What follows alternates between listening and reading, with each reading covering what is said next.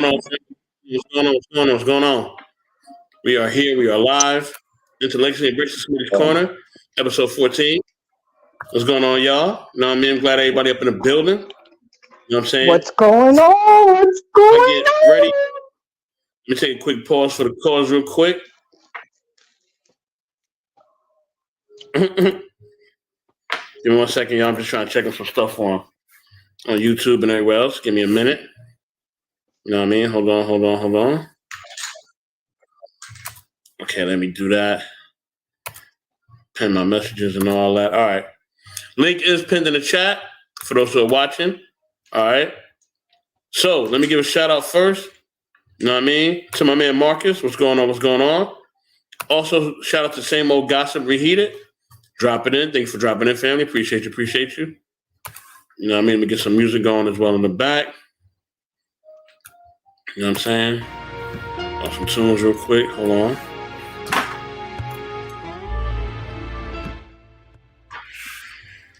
But yeah, so we got episode 14, y'all.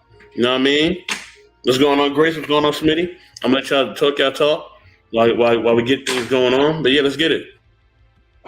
All right. Respect. So, welcome everybody back once again to another episode of Intellectually Embracing Smitty's Corner. So, to go ahead and kick this off on this beautiful Saturday evening, what I would like to do, I would like to start this segment off with a little something called Things That Ruffles Smitty's Feathers. Okay? And Gracie and Soap, if you want to go ahead and partake, when I'm done, feel free. All right. 3 things that ruffles Smitty's feathers. All right. One. People who, if you ask them, hey, what time is it? They'll say 1/4 half till. 1/4 half till what, nigga? I don't know what time it is. What does that mean? What does that mean? 1/4 till dinner? Half past lunch? I don't know. What are we talking about right now? Okay? Ruffles my feathers. 2, another thing that ruffles Smitty's feathers. People who are in a store line and they just feel like nobody's behind them, so I'm going to just wrap the cashier up. We just going to talk. I'm going to lean on the counter. I'm going to grab this stick of gum. Look, I pay for it, don't worry. And we just going to chill. Can you pay for your shit and leave, please? Like, please? Can you just get your shit and go? Thank you. All right. Last thing that ruffles Smitty's feathers, I swear on life. People that leave toothpaste splats around the sink. That's right. Can you please rinse that? Why should I have to come behind your spit globs? And can you wipe that little base part of the mirror, please?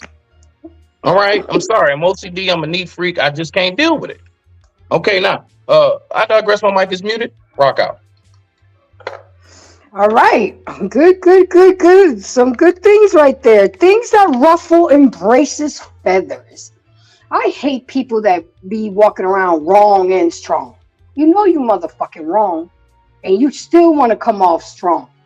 I mean, I'm not even expecting apologies anymore nowadays because that's too much to ask for from people. But at least say, damn, my bad. Something to recognize that you know you fucked up. Or recognize that I feel that you fucked up, but you want to continue to be wrong and strong, man, go kick rocks with that. Okay? And I don't like people that have no sense of urgency. You see we're busy, we're popping, and you still moving like a turtle. Man, get your ass out the way and let me do this. If I got to do 4 things at one time to get the job done, then I'll do it. But you in the way. And another thing that irks me is when somebody leaves just a swallow of something in the refrigerator. You know you going in there for that cold fruit punch and you're expecting that cold fruit punch and all they leave you is a swallow. I would have preferred that you drank the whole thing so at least I can have a valid reason. You know, now I got to give reason for mad for 2 reasons. 1, that you left a swallow, and 2, that you only left a swallow. So those are the 3 things that ruffles embraces feathers. So what about Good you? ones. So Good ones, Gracie. Good ones. Go ahead, so.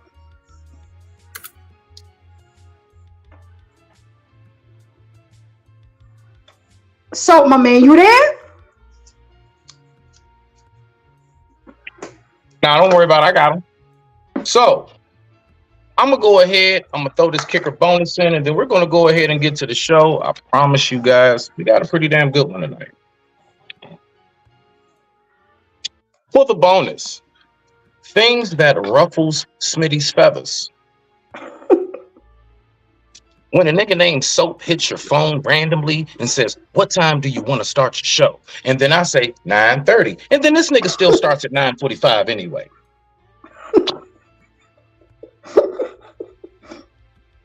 Moving along. So now let's go ahead and get to this, people. This is what I want to know. Oh, so bad. Okay.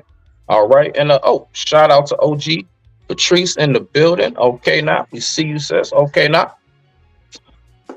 So this is what I want to know. Dating apps.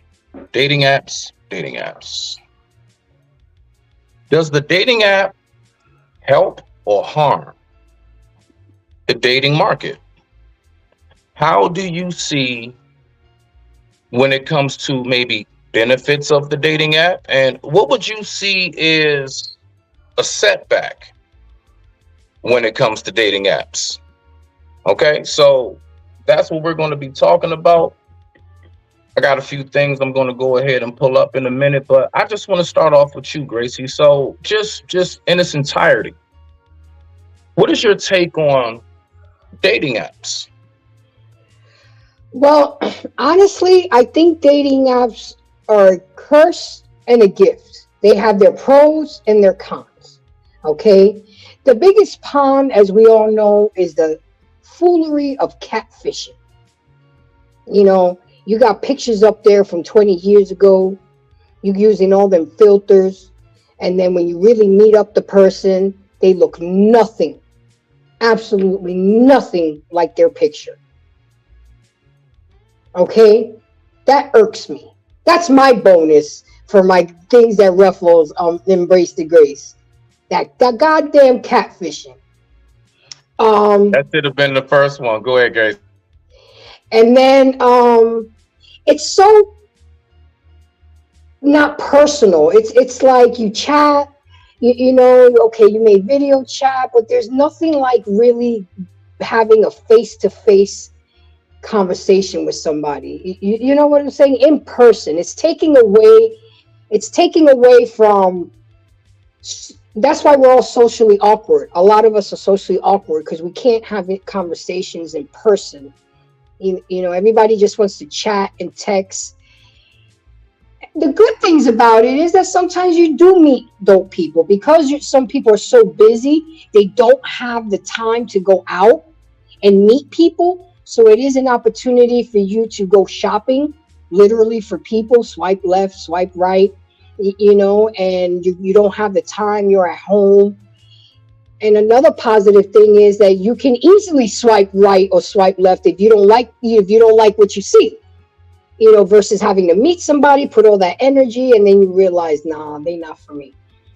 But eventually, I think they're hurting the game overall because people just no longer interact in person anymore. They no longer know what to do on dates. You know, everything is texting. Everything is Netflix and chill, chicken and fucking. You know what I'm saying? It's not actually getting to know people. That's my take on it. I digress. My mic is muted. Okay. So my take on it,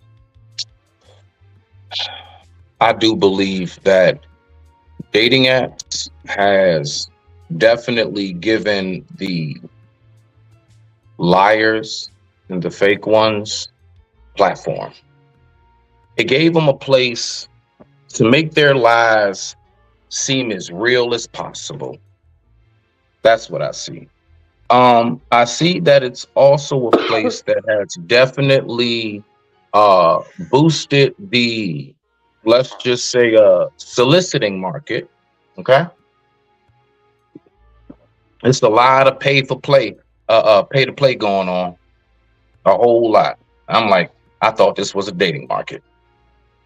What I also notice is it's definitely a place where Let's just say panhandlers can reside, okay? Because I've also come across some chicks, their whole voice profile or the wording of it is, hey, just looking for a man to help me and my 3 kids going through a hard time. I don't even want to say no more about that one. I've come across a lot of, I'm not going to lie, I really believe that after being there, a couple times myself, I think, the majority of us have, tried it out before, right? I believe that is truly the twilight zone. Dating apps are extremely, extremely weird place. Okay? Let me tell you a quick story. Met a chick on a dating app. We get to talking. Okay, boom. Then we move past the dating app. Now we exchange information. I'm calling her, she calling me.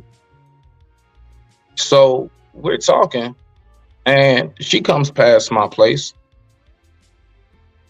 And we inside, we just chilling for real.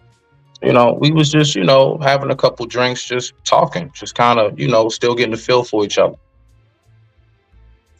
And so all of a sudden, her phone rings.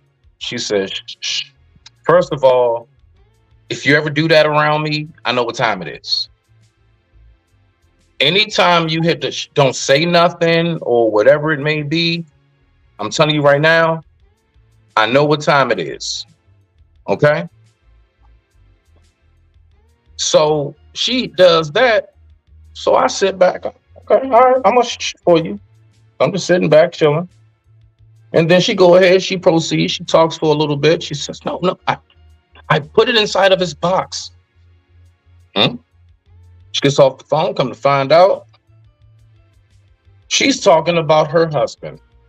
Her and her husband still live together with their children. So what she proceeds to tell me at that weird ass point, as I'm ready to go ahead and point to the door, she says, no, listen, I want you to understand. We still live in the same home. He has a girlfriend. We're in the process of being separated.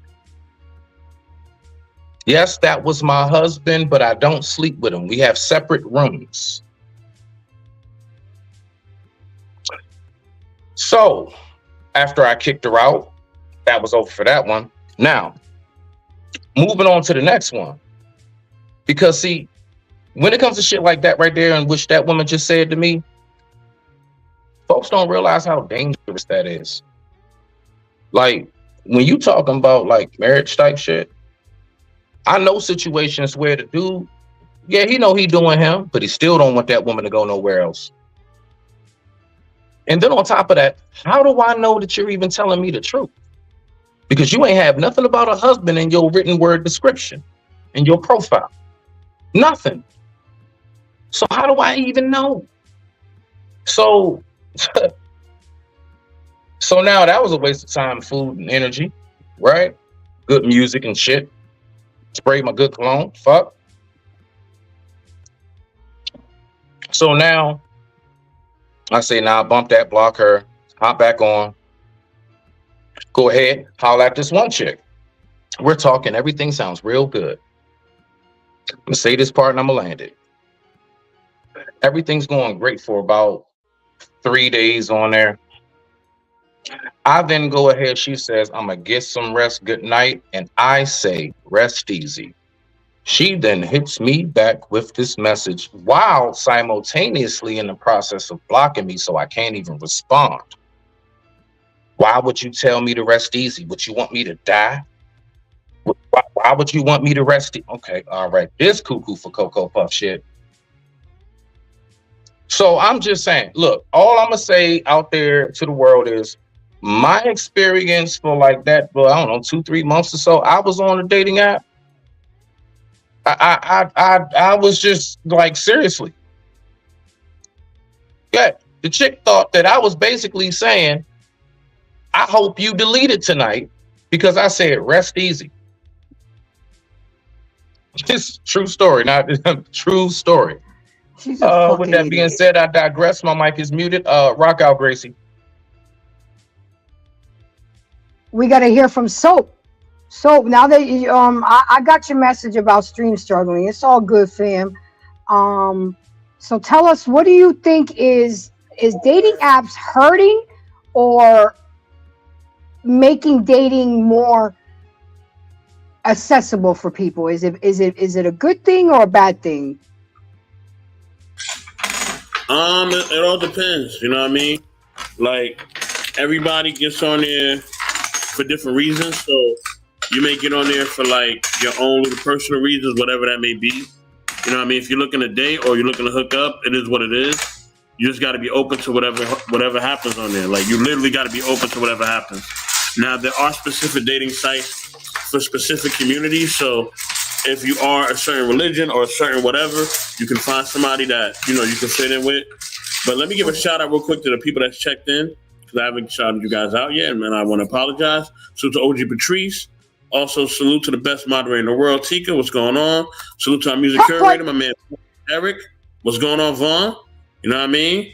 Marcus was good. What's good, Marcus? I see you, dog. Also, salute to Notorious Moms, the podcast. You know what I mean? Tanya, what's going on? Good to see you, family. Good to see you. Good to see you. Salute, salute, salute.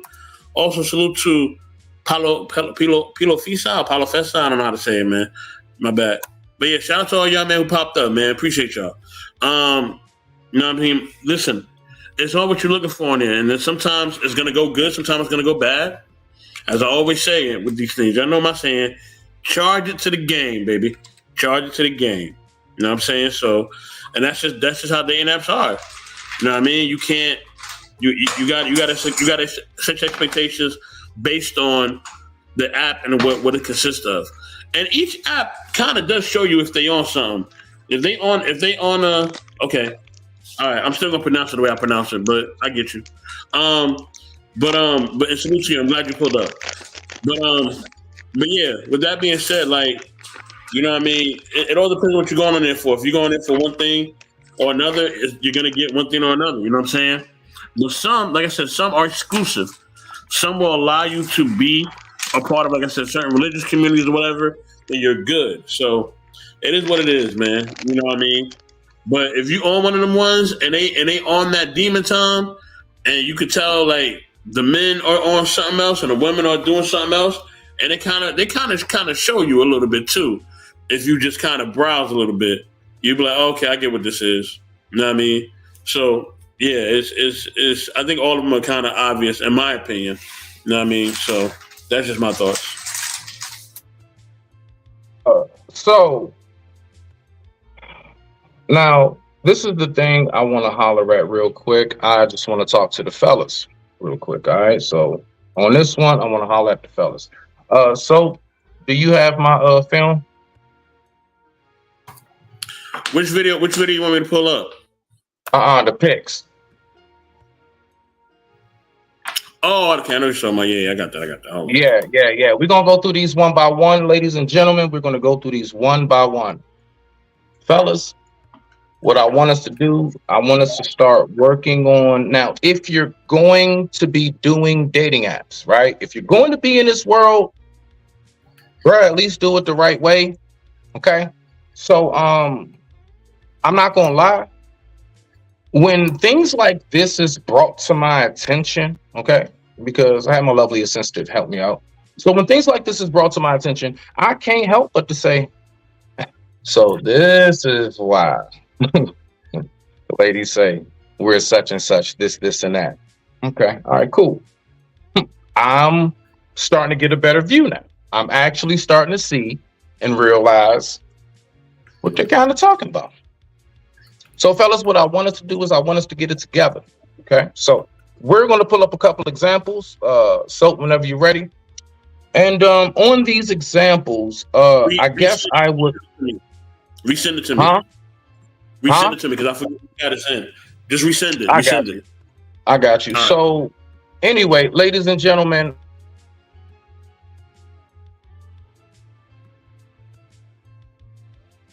Oh my God, my phone is not charging.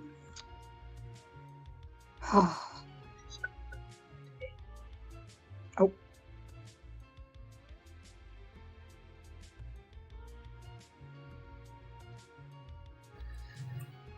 Am I struggle streaming still? No, I see you. Okay. I think I'm waiting for him to send me the message. Just waiting for him to send me the message. So give us one moment, y'all. Give us. So what I do when I go on, I meet a person on an app. I talk to them for a few days. Then we'll talk, on the phone, and then I do a meet and greet. I used to take forever, and my homeboys were like, "You're gonna be single forever." I used to be like, "Oh, we got to talk on the app for 2 weeks, then 2 weeks on the phone, and then we do." So I had to cut all that short, and it's worked out better because you can sift through What you got, through sir? BS. You get it? Did you get it, so? Yeah, I got it. Go ahead. Continue, Grace. Go ahead. So that's how I do it. I prefer to go on meet and greets first to waste time, because you can tell right away if the vibe is good. By the conversation, if they look what they say they look like. And sometimes the meet and greets do turn into like a late lunch or dinner. We just go straight, we'll go to wherever accordingly how we dressed. Some of them turn like, hell no, I'm going home. I'll go to the bathroom and tell my son to call me, SOS, say I gotta come home. That's how I get out of that one real quick, fast, and in a hurry. And then I always take a picture of that person. I tell somebody where I'm going, so just in case, because we're not living in a very safe world. So, and I always meet them. I don't have them pick me up at the house. So you ladies, if you out there on these dating apps, you got to take safety precautions. You men too sometimes, because you got some weirdos out there. You can't bring just strangers like that to your house where you lay your head. That's your safe haven. I'm just saying. Real quick, before we get going any further, Paulo Fessa, yeah, you may not know Smitty, but all I'm gonna say is I don't come to your job telling you how to cross your T's and dot your I's. Okay, now moving along.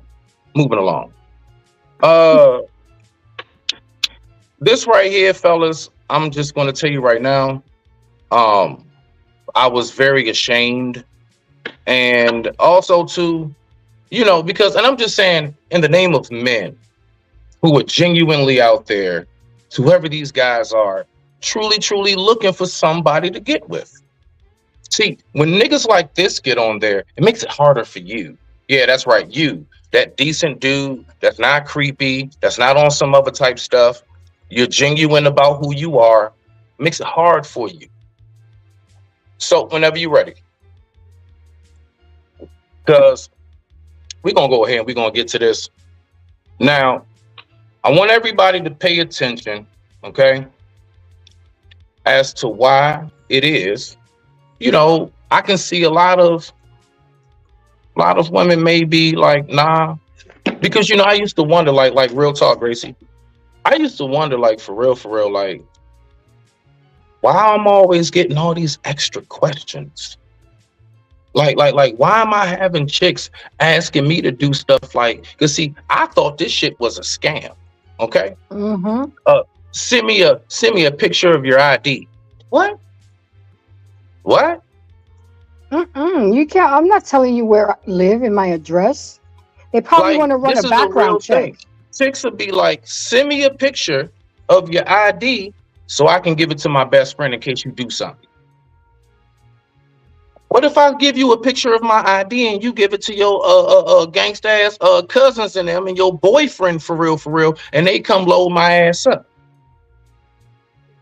Like, True. The thing that always kills me about that, Gracie, is how women for some reason think that they're not capable of hurting us. I'm talking about physically. Oh, hell yeah. It kills me. Okay, yes, we all know majority of the time, 9 times out of 10, and they just hand-to-hand fist physical. Yeah, I mean, more than likely the dude got the chick. Even if she weighs a couple more than him, whatever, don't matter. We all know this just from the dynamics of the body, right? But the thing is that when women really real deal be sitting here, like I be sitting here and I be saying to myself, yo, shorty, I'm inviting you over to my side. I'm telling you where I reside. You know, like, do we really sit up here and act like Cardi B was the only one that told her story? Nah, she's just famous No, and everybody highlighted it. Super common what she said. That's nothing. That's a regular absolutely, Friday. absolutely. That's why So I like tell to some sit of here and the act like I shouldn't be concerned just because I have a Johnson is ridiculous to me. You see? So yeah, she's like, send me your ID. No, I'm not doing that. Who are you? What are you about to do with my ID? I'm gonna take a picture of my ID and give it to you, so you can go around the banks and shit. So I can wake up and get a call talking about we got some activity going on in your account. Come on now. So yeah,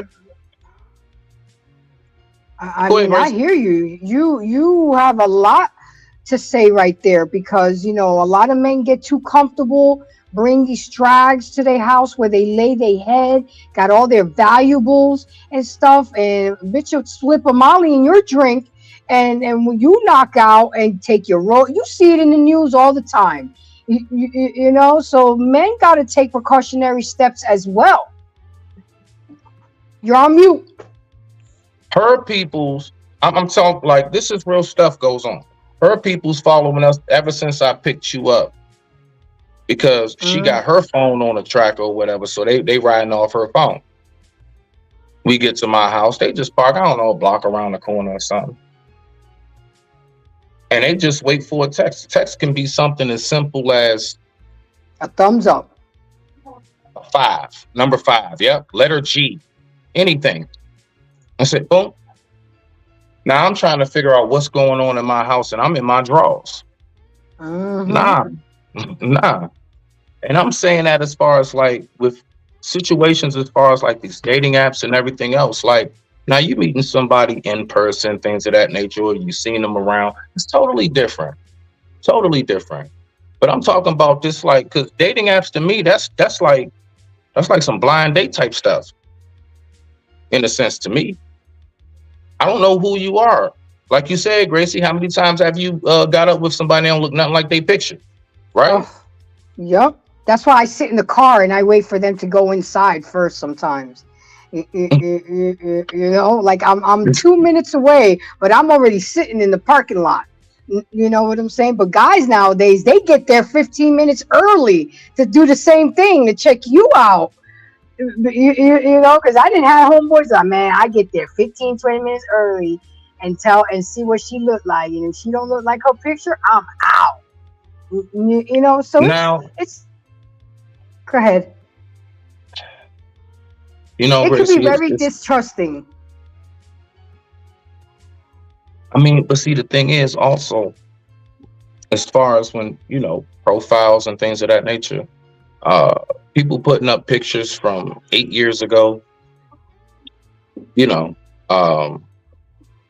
then another thing, people, I don't know if you all do this shit on purpose just to be irky. I don't know. Do you do this shit just to irk the shit out of people's spirit? No body, full body pictures? A profile picture. It says, Jocelyn, whatever, or Sweet Cake, whatever name they got. And then it's a picture of you and 4 of your homegirls all lined up. And I got to try to figure out which fucking one is she? Why did you set the profile picture up to where it's you and like 4 other people? Another thing that is highly, highly unattractive. I've seen women do this a lot because when I've been on there, I've been on the woman's side, right? But from intel speaking, from reliable sources, I'm gonna tell you guys another thing that's very, very much so not something you should do. Don't make your profile picture the picture with you and your damn baby.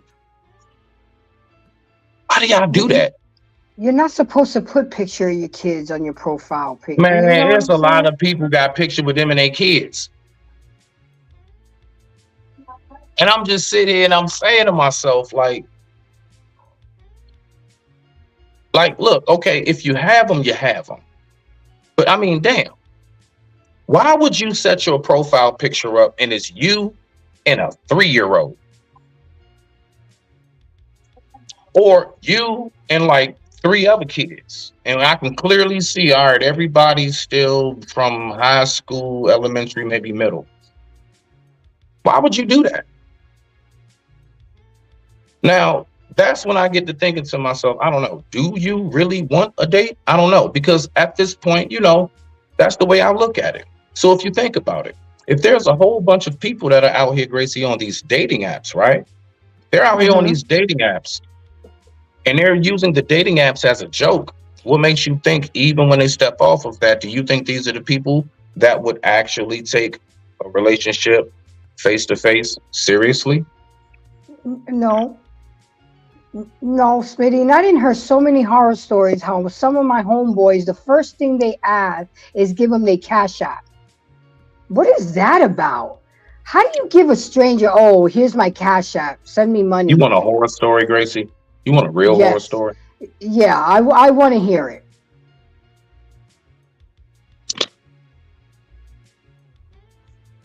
So I'm talking to this female. Profile pictures are gorgeous. Always had my antennas up because I'm like, something's not right. You look too damn good. Why the fuck you on it? You know what I'm saying? It was like one of those things. So I went on ahead.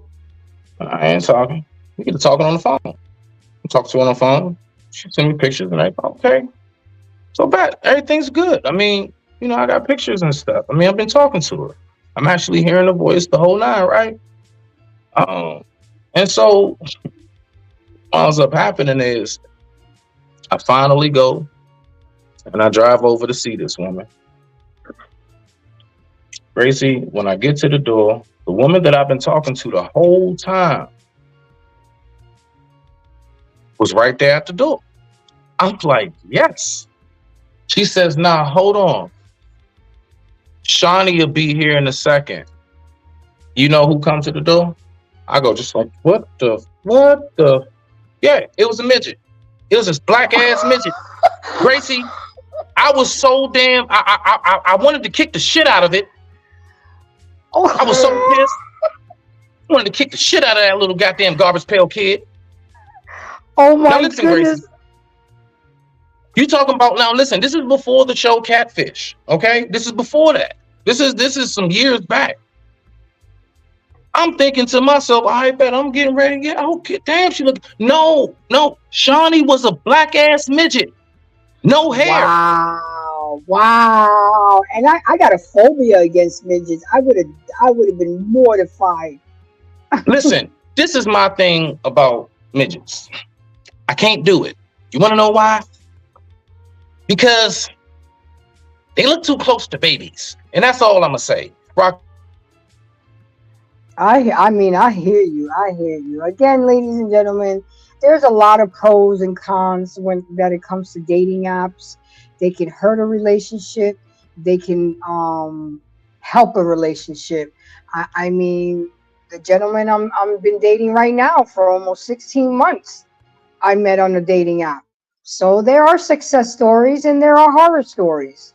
It's all good, It's just on how you handle things and how safe your area is. And, some people are flying out, doing long distance to meet people and stuff like that. You know what I'm saying? When I knew I was moving to Georgia, I changed the zip code from Florida to Georgia so I can start meeting people in Georgia. And that's what happened. And I got hemmed up, You got hemmed up. He told me, think it's a game.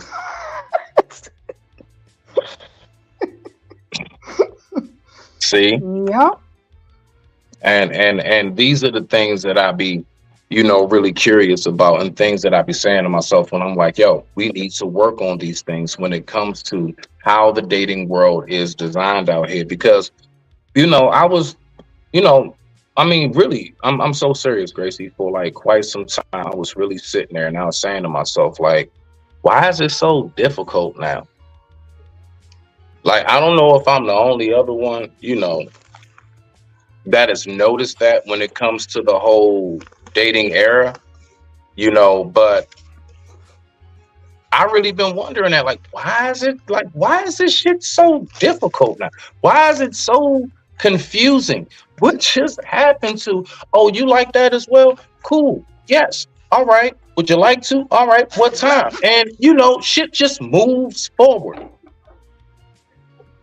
And then if it works, it works. If it doesn't, it doesn't. All right, cool. All right, well, you know, take your time, recuperate, think about what went wrong, and get on back out there. But I mean, it's a lot of crazy, I mean, super duper crazy stuff. I had a woman hit me up, and then when she gave me her number, I called the number. Her husband answered and said, "Nah, yeah, this is Ted." Whoa! I said, "Hey, my bad. I ain't mean no harm." You know what Ted said? He said, no. Is this this you? I said, yeah, it's me. He said, no, man.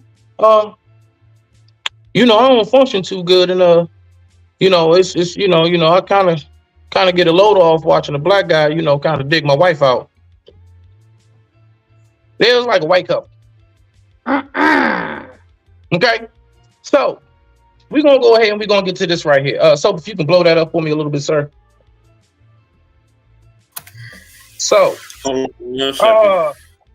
he was a cuckold. Just to let you all know very briefly, the names will not be changed to protect the guilty. All right, let's go.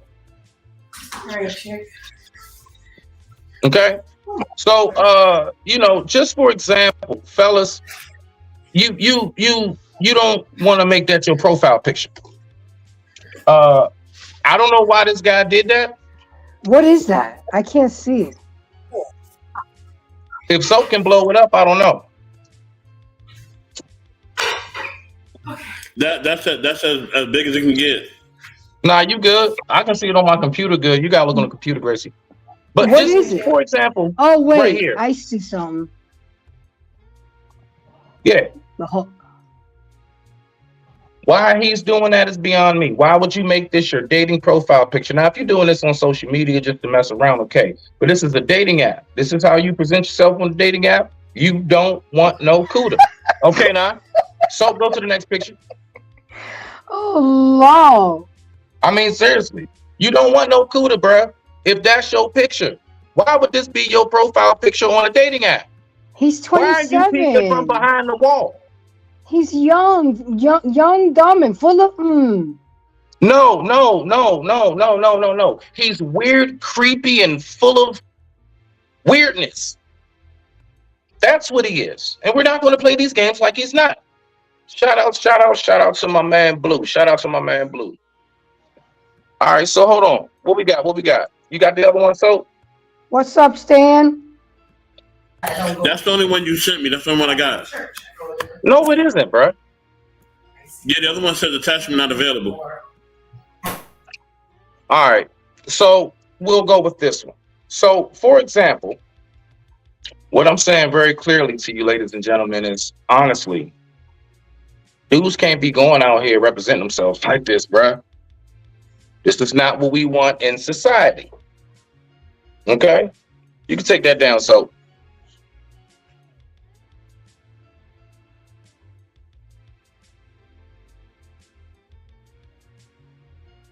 I really have my issues, honestly, when it comes to, you know, how people operate. So now I get it. So to anybody who I might have cussed out because I didn't get it, my bad. My bad for cussing your ass out because I didn't realize how weird shit can get out here. Okay? Moving forward. Now we're going to go ahead. So if you don't mind, just get the video ready. We're going to go ahead and talk first, though. We're going to chat for a second. But just get the video ready. So this is what I want to know from you, Gracie. Gracie, I would like. Yes. Okay. Gracie, I want to know from you first and foremost. Gracie, Yes. would you fly a dude out? Maybe in my younger days, you know, maybe in my younger days, but not, no, not right You now wouldn't where fly a dude out? no. I would just like to know briefly, tell us why, since you're the woman up here, tell us why you as a woman, you wouldn't fly a man out in 2024. One, because if I fly a man out, that means it's got to be a hotel room that I would feel like I would have to give up some ass. It's just too many variables. And at the stage of my life that I'm in right You feel now, like you have to give up some ass? well, yeah, if the man's flying all the way out here, if the man's flying all the way out here, you know he gonna spend some money. If I'm gonna pay for the ticket, you're gonna pay for the hotel room. You're gonna drop a dime somewhere, you know, something. And it's just, no, it's too much too soon for a first meeting. I mean, I've been flown out. You know, that's happened to me. But I mean, if I was in my 20s, That's typical. if I was in my 20s, Smitty, and didn't have no kids, yes, I would fly a dude out. If I liked you enough and I had something going on, like, you know, let's go to the Nate Jackson comedy show and it's in Jacksonville. Yeah, yes. But at the age that I'm at, Smitty, I'm not rolling like that right now. No, that's not for me. That's too fast paced for me. And I'm not dropping all that bread on a guy. Sorry. It feels weird to me. Hold on. Gracie. So you telling me a measly 2,300 to fly a dude out is too much for you? A measly 2,300? No. Yeah. Yes, it is. Basically. Yes. Yeah, I'm not doing it. Again, not in this stage of my life. If I was in my 20s and I was balling like I was back then and I didn't care, absolutely. Pick them up in the limo, go to the room, you know what I'm saying? Absolutely. But again, in this stage of my life that I'm in, as a mother, as a pillar in my community, no, it just doesn't fit my profile and what I represent right now. No. No, sir. Gracie, have you as a woman ever been in the position where you wanted sex from a man, but you wouldn't give it to you? And if that has ever happened to you, Gracie, how were you thinking and what was your response to? Well, it would have to be like, if I'm in a relationship with this man, is this my husband or is this just somebody I'm seeing? Nah, it's somebody you're seeing, like you're dating this person. Go ahead. That's so funny you asked me this question, but I mean, I wouldn't take it personal. It really just depends on the circumstances, Smitty. If we just had an argument and he don't want to give me none, I would understand. If we ain't seen each other in a month or so and all of a sudden he don't want to give me none, it's going to be a problem. You must be giving it to somebody else or getting it from somebody else. You know, or sometimes a man just not in the mood. Women have to understand that they go through that. They might have just fucked that morning somebody and just are too tired. We can't take it personal because sometimes they get in their moods and maybe they know they're going through some issues down there and they're too embarrassed to say something, so they just won't. They'll pick a fight. Or they'll do something different to deflect the fact that they're going through something right now, and they just, you know, men are embarrassed to come out and straight say it. But we have to learn as women not to take it too personal, that men go through their little mood swings, you know, and they go through stress. Sometimes when a man is going through stress and he's not at peace, his dick can't get up. Gracie, men don't have mood swings. We have bad days. Okay. Y'all have bad days. But sometimes if a man is not at peace or he's stressing about something, mentally he may not be, into it. And we have to understand that as well, because we always automatically think that a man always wants sex. Most of the time they do. And stop me if I'm wrong, Smitty. And these are things that I've learned and from talking to men. I'm not trying to teach men or that I know about men. This is things that I've learned from men and they've told me. And I'm just relaying the message. Don't shoot the messenger, okay? I digress. My mic is muted. Respect. So what you got? Let me give a shout out real quick to Ruby Dog. Ruby Dog, what's going on? What's going on? Let me play this video because after this video, Hi, Ruby. And I have a whole bunch of stuff that I have already kind of locked in that we can kind of go through after the questions. Just different videos that I want to definitely play and get you guys to chime in on. But yeah, let me play this video real quick. Fair use as always. You know what I'm saying? Let me pull this up. Give me 1 second, y'all.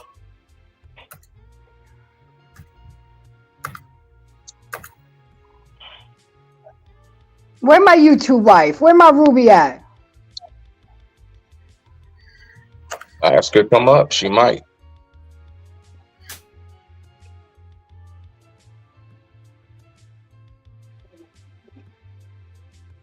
Oh, good. My phone is charging. We're going to leave it just like that. Mute, Gracie. So how would y'all feel if y'all flew? Wait, because how would y'all feel if y'all flew a dude out, spent $2,300 for his plane ticket, and he don't even want to fuck? Like, listen. I didn't come here to have sex with you. Look at this. I appreciate you. Find me out, but listen, I don't just have sex with people on the first day. Okay, but it's been a few hours. Like, we didn't watch movies, we Netflix and chill. Vibe out, get to know each other more. That's what I'm trying to do. I'm trying to vibe out. Like, come on, man. Who just want to sit and with a dude? Like, Nick, I'm trying to get lifted. Freaking plane, bro. Are you serious? Like, you really tripping? I'm trying to. I didn't spend my money for nothing. I'm saying, like, why are you trying to like come at me because I don't want to have sex with you? Because, like, what's your problem? Like, is it little? I don't want to have sex with you. What you mean it's little? Like, no, listen. Are you ashamed? Like, it's okay. Like, I don't mind. I didn't have little.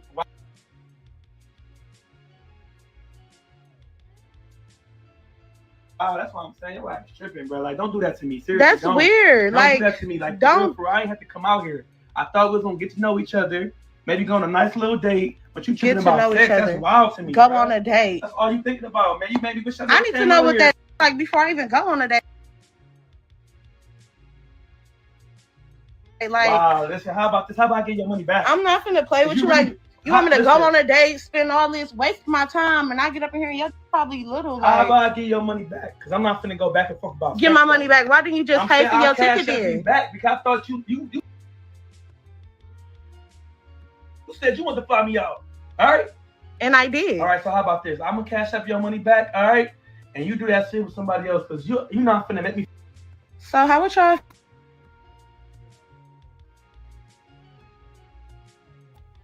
Okay. Wow. I got a few opinions on this. And, so many questions.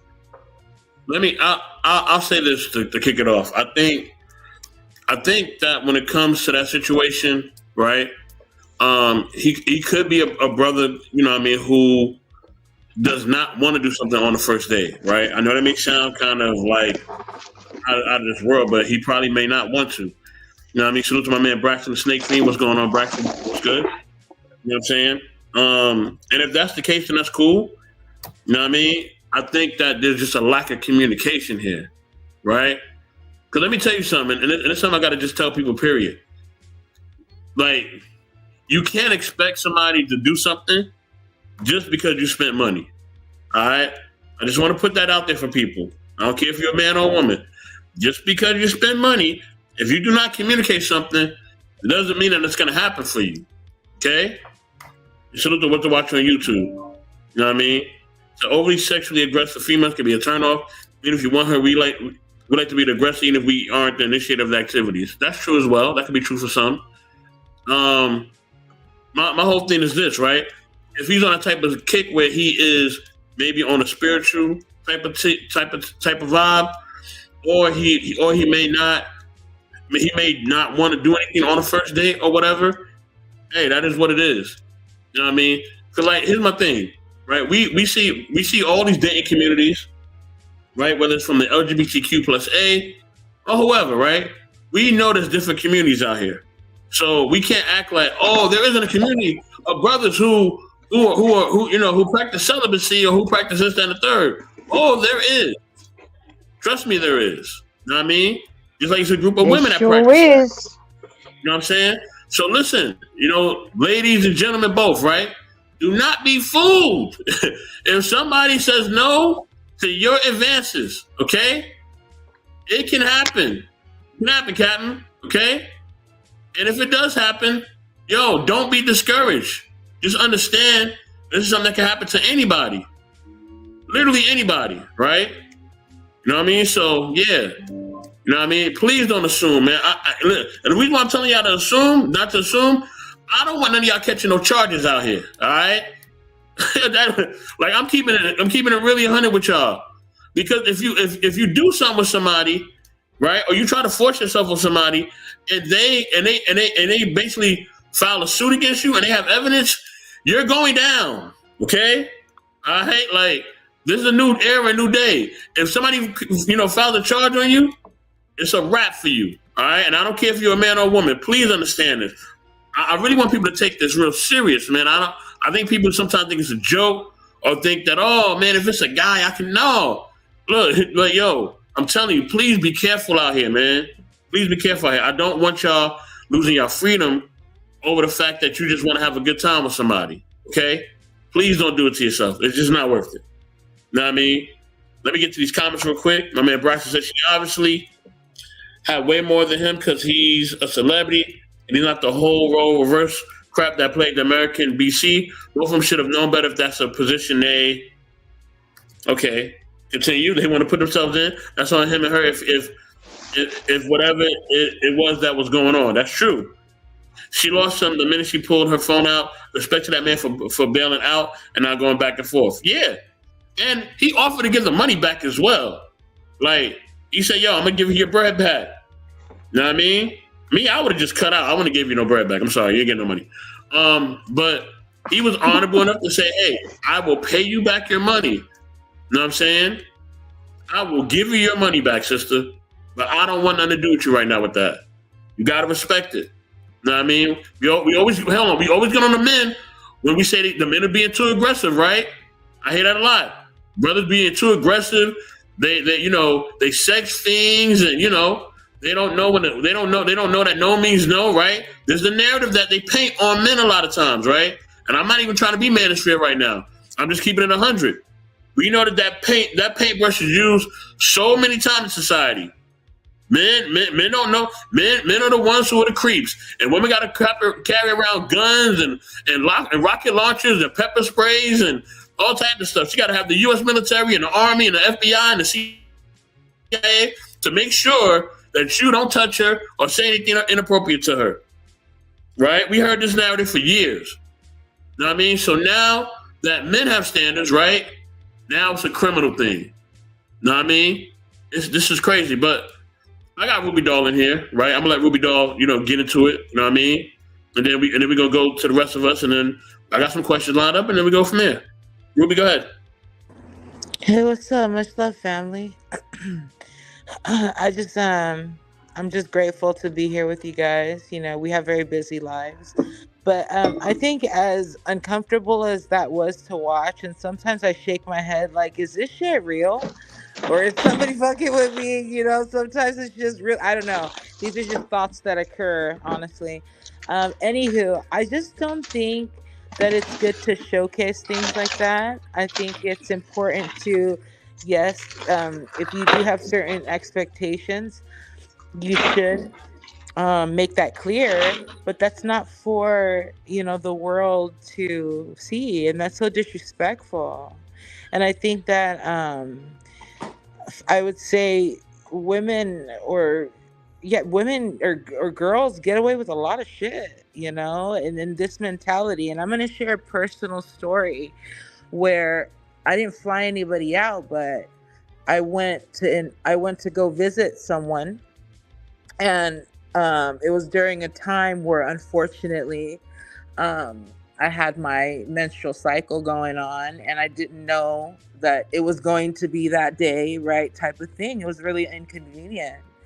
So it was a great opportunity for us to just like chill. You know, there was nothing. Like, he wasn't sweating me, I wasn't sweating him, and I wasn't like trying to I wasn't pouting about it. It was just kind of like, and that's just the thing. If you do find yourself in a position where you're not able to, or the other person doesn't care to for whatever reason, and you know, and that man, if this is a real video, that man had every right to express that his not wanting to. And if that was my son, I would be very proud of him. And so it's just, I think we just I just see women getting away, girls getting away with a lot now, and it's hard to watch. But I'm grateful that when we as sisters, you know, can help out or just offer a different perspective. I dig that part of it, as hard as this shit is to watch. All right. Did everybody get their piece out? Y'all good? You and Grace. Grace? Grace? What you got? I thought I was watching a man talk, because she acted just like a dude. Wow. This is what my son's gonna have to put up with? I mean, you didn't spend this money and expect this man to just dick you down just like that because you spent some money, and then we what? No, I'm gonna have to agree with Ruby. This was hard to watch, is because it makes me think this is the world that my son is going to encounter. He's 17 years old right now. And these women are out here eating up these young boys alive. And I'm so glad for that man that he stood his ground 10 toes. And I really hope he kept his word, because she looked real stupid. That's a loss for the female side. We look like straight trash right there. And hi, Miss Ruby. You know you're labeled as my YouTube wife right now, boo, okay? Hey, I'll take it. Right. I'm down. All right, baby. Girl, it comes with a lot though. I hope you're ready, because my sex drive is amazing. I'm just kidding. Okay. Thank you guys. You guys are what do you got to say, Smitty? What do you have to say? I know you got a lot to say about this. So what I would like to say is I'm very disappointed in this panel. Thought you guys knew better. I thought you saw more. You didn't. What do you mean? Shit. Listen, first and foremost, me as a dude who has had enough encounters, right? It ain't no way you gonna tell me a woman was that aggressive in person, but was shy as shit over the phone. I know they talked about that shit. The nigga got her for $2,300, or he burn it.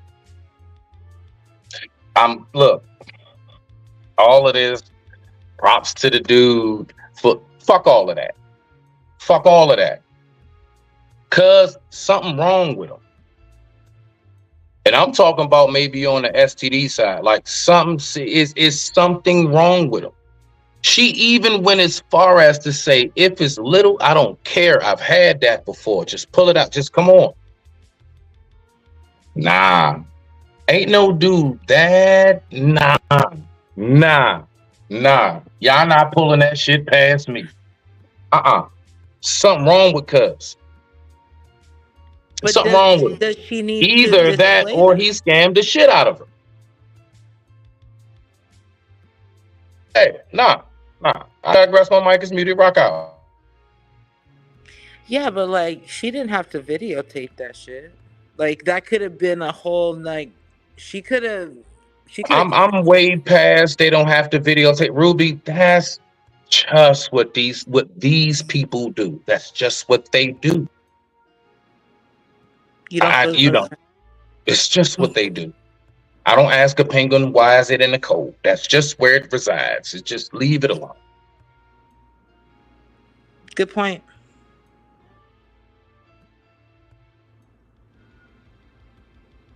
So, what are those 3 questions in regards to this film right here? So I got some questions for everybody. All right. So the first question is, let's see. Was she wrong for expecting to get laid? Gracie? Was she wrong? See, it's human nature that if you spend that kind of money, it's expected. But I have to agree, they should have had that conversation. That should have been known already. This shouldn't have been a surprise or oopsie. But was she mad? Oh, that's a hard question because if you spend $2,300, I don't know, my nigga. Gracie, you think they did not? You think they on over the phone? You think he wasn't wooing her? If she put $2,300, you think that man didn't give her the best game he had? Stop playing. Think, great. Come on, Gracie. Come on, twin. That man spit that shit to her. And what he did was he got the $2,300 and he wanted to whatever with it. And I'm trying to tell you that, or because, I mean, come on now. I mean, look, she wasn't bad looking. I mean, she looked like Krishan Rock with both teeth in the front put in. So, I mean, she wasn't bad, right? I mean, bro, nah. Look, I'm telling you now, like, I'm telling you, Gracie, like, that, like, and listen to what Soph said. Nah, he gave the money and the cooter back. What man does that? Y'all gonna stop playing with me tonight. I'm not even. The first thing a lot of women gonna say, "Oh, he must be gay." Watch. I have my questions about that right now. I was trying to listen to the verbalization of the nigga. Me too, and his body language. I was like, wait a, you know. Yup. I mean, I'm might have been one of them strong ass letter niggas coming in there and infiltrating. I'm just saying, maybe he could have been on that time, or maybe he could not have been on that time. But he did say no. You know what I mean? So that is what it is. He said no, and you know, she wasn't trying to take no for an answer. That's what we do know. Now, I don't claim that nigga, so you can claim him all you want. Take that nigga with you. Take him with you. No, I'm not claiming nothing. I'm just talking being on a situation. Maybe you know, maybe we all are guessing here. We don't know what's really going on. But only thing I know is that she got shut down. We do know that. That was a no. She got the no. And hopefully she was able to take that no. Bryson says the feminism is strong in this one. He also says, hello to Embrace the Grace. What to watch on YouTube says she devalued herself by pressing the issue. He only been in a couple of hours. She looks desperate. Every man, even Pac said, I don't want it if it's that easy. Oh, man. Hold on. Does she look desperate, or does she look like a woman expecting what she paid for and what she talked about? I think there's a difference there. I would assume something must have been wrong with her joint. I know you discussed it with the homies. Like, nah, for real, she really paying for it. I would have been skeptical too. Move slow when you ain't sure. That's some good points, man. Brothers, hey, look, I will say this, brothers, be aware. All right. For men who are aware, that is a great thing. Stay aware and be aware. I don't know who else I think Ruby Doll is next, and then after that, I think, you know, Smitty, you can touch on it, then I'm gonna go to the next question. No, well, even if, like, let's say he was saying, yeah, when I see you, I'm gonna bust it open, whatever, right? If he changed his mind, there's clearly a reason why he didn't like her. And I'm just trying to play devil's advocate at the same time. I'm not on anyone's side. I just felt some type of way by the whole vibe of it, and maybe it was an emotional response. But I guess my feeling towards it is like, yeah, there is an expectation, but people are entitled to change their minds, you know. And sometimes the outer surface of somebody isn't all it's cracked up to be if they say certain things or they move type of ways, you know what I mean? And she looked like a very attractive woman that anyone would, I'm sure, enjoy, but I don't know what she's like. We know you would, Ruby. We know you would. Oh, come on now. I'm always giving up to the sisters. But at the same time, it's like, I've definitely thought that I was going to give it to somebody and I met them and it was not like that. And it had nothing to do with just their looks. It was like, dang, their vibe is funky. You know what I'm saying? It's more than your ass smelling funky. It's like, what's your spirit smelling like, you know? And I don't know. Yo, Ruby doll, you just hit on something, right? Because it could have been what you said. It could have been her vibe, right? But it also could have been her hygiene too, maybe. And y'all remember the show I had about hygiene? Nah. Okay. Nah. All that bread in my Cash App? Nah. We just gonna go get in the shower together. See, I would have played it off. I would have lit some candles. I would have set the mood, and we would have went ahead, and we would. I'd be like, "Come on, baby." Nah. You know what? Before sex, because cleanliness is next to godliness. What? No, dead ass. Yeah, I would have set the mood, and I would have just played it off, and both of us would have went on ahead and got in the shower. But then I would have done this. I'd have made sure I scrubbed her. You see that? Like, I'm gonna make sure I watch it. Like, fuck that shit. Nah, turn around, just put your hands on the wall. I got you.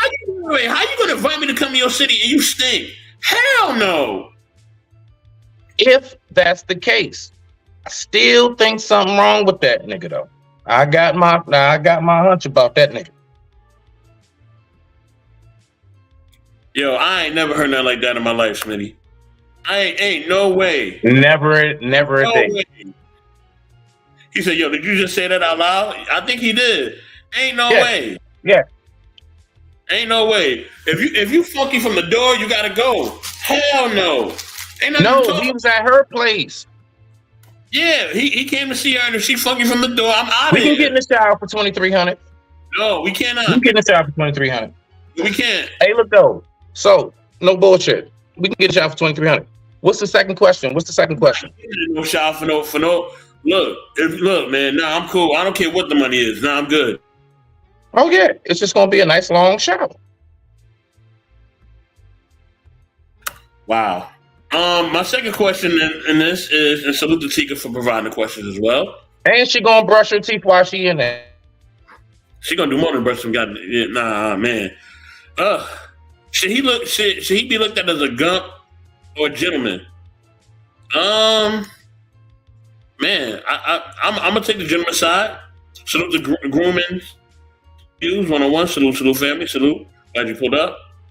I'm gonna take the gentleman approach. I know. Ew. I'm right with you on that one. Nah, you can't shout another STD. You're right. I'm with y'all. I'm with y'all, family. I'm right with y'all. I don't know what Smitty talking about tonight. But is he looked at as a gump or a gentleman? I think he looked at as a gentleman right now. No, I mean, he said no, and that's what it was. And he kept it. He ain't disrespected. He ain't call out her name or nothing like that. He said, "Ma, I ain't going down. I'm cool. I even giving your money back." Okay. Who said we eating it? Anyway. What you got, Ruby? What you got?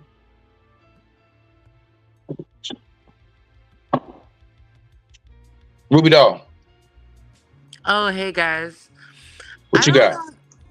I don't have anything. I still I still stand on that because I've been in a predicament where things totally changed. Like it was supposed to go down and it didn't for whatever reason.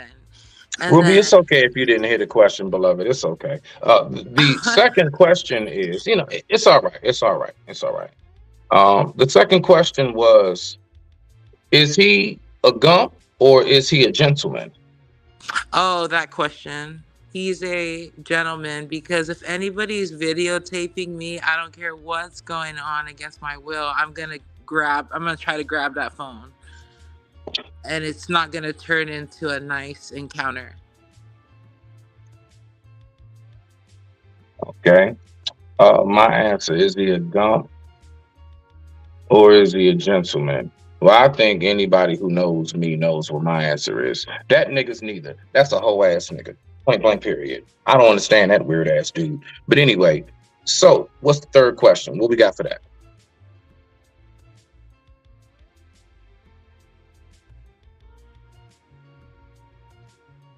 My bad. Third question is, I hit the wrong key. Third question is, should he refund her for wasting his time? Every No. dime. Every dime. No. Every dime. That's right. That's right. Every dime. And he should suck a titty on the way out the door. That's right. That's just how I feel tonight. Okay? That's just how I feel tonight. No. Yes. Yes, he should. Because the fact is, no. Hold on, so 2,300, you fly a chick out. Hold on. A female do that to us. Come on, bro. Let's be for real. I ain't saying dude's gonna put hands. Of course not. That's a no-no. That's an absolute must not. But I'm gonna be mad as shit. I'm gonna be real salty about that. Because once again, there's no way you're not gonna tell me that something of a sexual gratification and or reciprocation was not spoken about before those two got up together. I'm not hearing that shit, dog. You're not gonna tell me they was having Bible study all the way up until his ass got to the door. I'm not hearing that shit.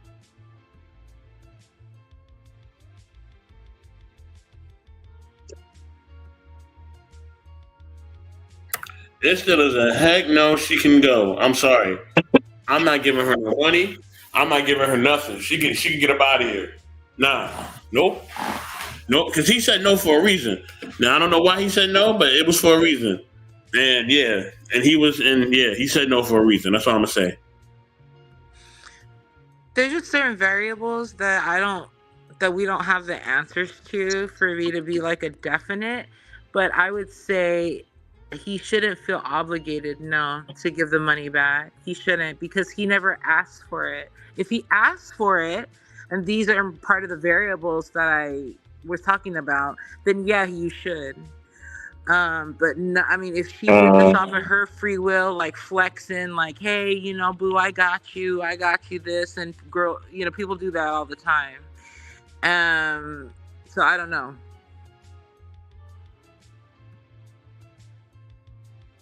Okay. Well, listen. I'm gonna tell you like this. Something's not right with that scene. All right. And I'm gonna be honest with you.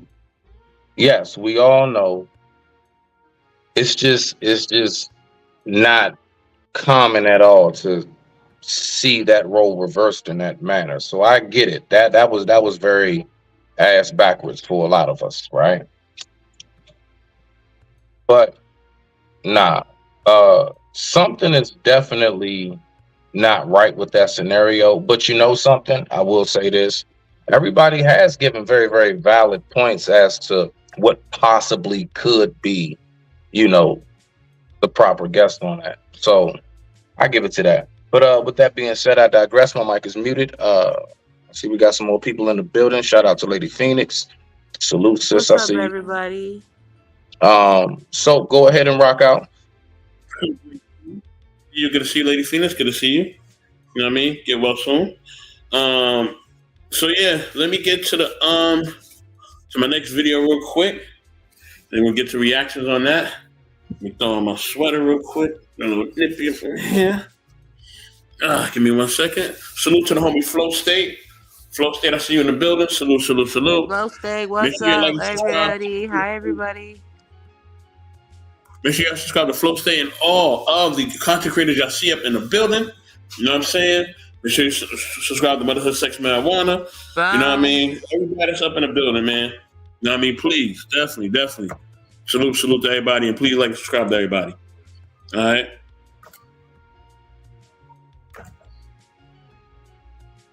Let me get to this video. Hold on, y'all.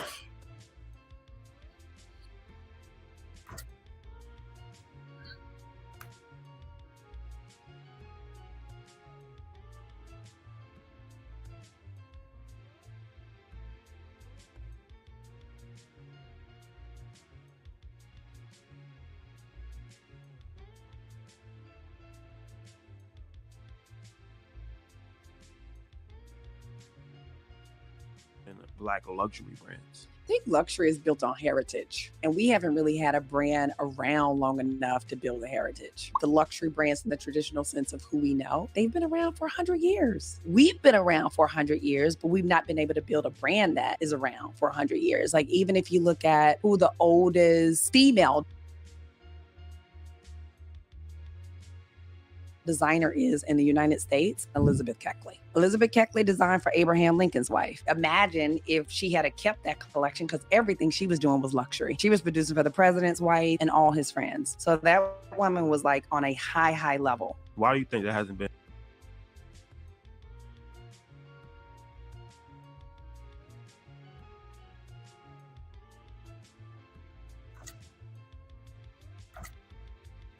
Okay. What do you think about that video? Okay. Well, to me, it was worded different, but it was, from what I was, received from it was basically the same message. When you talking about us having anything of legacy or passing down and everything, first and foremost, anything that's left to us, we generally sell. And then it's not even like we take that money and then make it something double bigger and better. We just go blow the shit, generally speaking, right? Not all of us. And then on top of that, she was also just basically speaking on the basic form of just how we don't support anything that's been around long enough. Simply is because even after whoever created it, started it, designed it, however you want to put it, those who come after him or her, they absolutely do the best that they can to preserve that. Let's just, for example, take the Mona Lisa, that painting. We've even seen in movies how highly guarded that thing is. The person who painted that, long gone, even to this very day, is guarded way more than most prisons, your own home, so on and so forth. You cannot get nowhere near the actual Mona Lisa. Why is that? Because they chose to preserve that. And so, just from what I'm hearing, that's really all it is.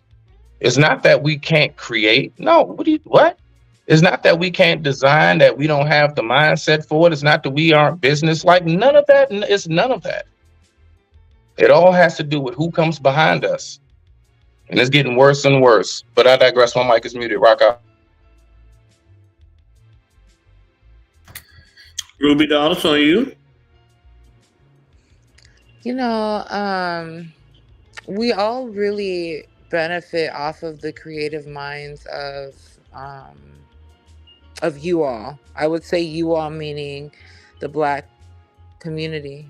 And so I want to say that I think that what's important for people like me is, as I try to find justice for my own self and my own problems, right? I keep thinking this, like, dang, if the Black community doesn't get their flowers, then no one else stands a chance. You know what I mean? Like, how could I, stand a chance and make it? And I think that a lot of people have even piggybacked off of, like, it's all, we're always stealing each other's ideas, but I can't imagine how demeaning it must feel. I just can't. I don't get it. And I'm just, all I can do is give you flowers, you know what I mean? And just know that all of the game that we all bite and take, you know what I'm saying? It comes from you all, and you're just natural. I would say it's like that God juice, when somebody just has that thing, maybe you don't have the words for it. I think I can identify in my own spirit that, but sometimes you don't have the word for it. Like we probably use the word like soul or whatever, but I don't know. That's just what I wanted to share. It's just so disheartening when you see people having to just be so resilient after being resilient. I don't know. Well, that's a fact. Salute to ACOG Club Podcast. Make sure you follow ACOG Club Podcast on all social media platforms. All right. So my take on it is that, we don't really have a lot of ownership of our own brands or the things that we do. You know what I'm saying? So I think based on that, we just have to be smart about how we move and what we do. Salute to Bottom Line News. You know what I mean? What's good, brother? You know what I mean? Make sure you guys subscribe to Bottom Line News on all social media platforms. You know what I mean? So they bring up the homie Ruthless Truth. Yeah, we know we don't own our image or a lot of brands or whatever, so that's why we have to be cognizant of that. And the more cognizant we are of that, the better that, we will be able to move around and be more efficient in how we handle, business, how we handle finances, and how we handle having generational wealth. You know what I mean? So Rufus, I don't know did you see the video that I just played or you didn't? Yeah, I seen it. Okay. What do you think, brother? Well, first of all, let me at least introduce and say what's up to the panel. Hello, Mr. Rufus. Smitty. What's good, OG? Petty Smitty and your favorite Samoan. And what's up? Bam. Yeah, Smitty Petty's a motherfucker. But anyway. I wouldn't be so concerned about that, the legacy stuff and all of those shit, right? Because in this country, there's so many avenues of wealth or avenues of success that you can go by. So you really, don't get me wrong, it does help if, the family can give you a little push start, you have a little left, something you can build upon. But if you don't, because of the way the structure of this country is structured, right, you can, you can work from home, entrepreneurship is very accessible. Education is so wide open. You can pretty much wherever your smarts take you. So really, the legacy thing it's a luxury, right? It's a luxury to have, but it's not absolute, and it's nothing really to complain about. Now, if you want me, and this is, in my opinion, I really think legacy hurts families. Stuff that's left behind, it helps families.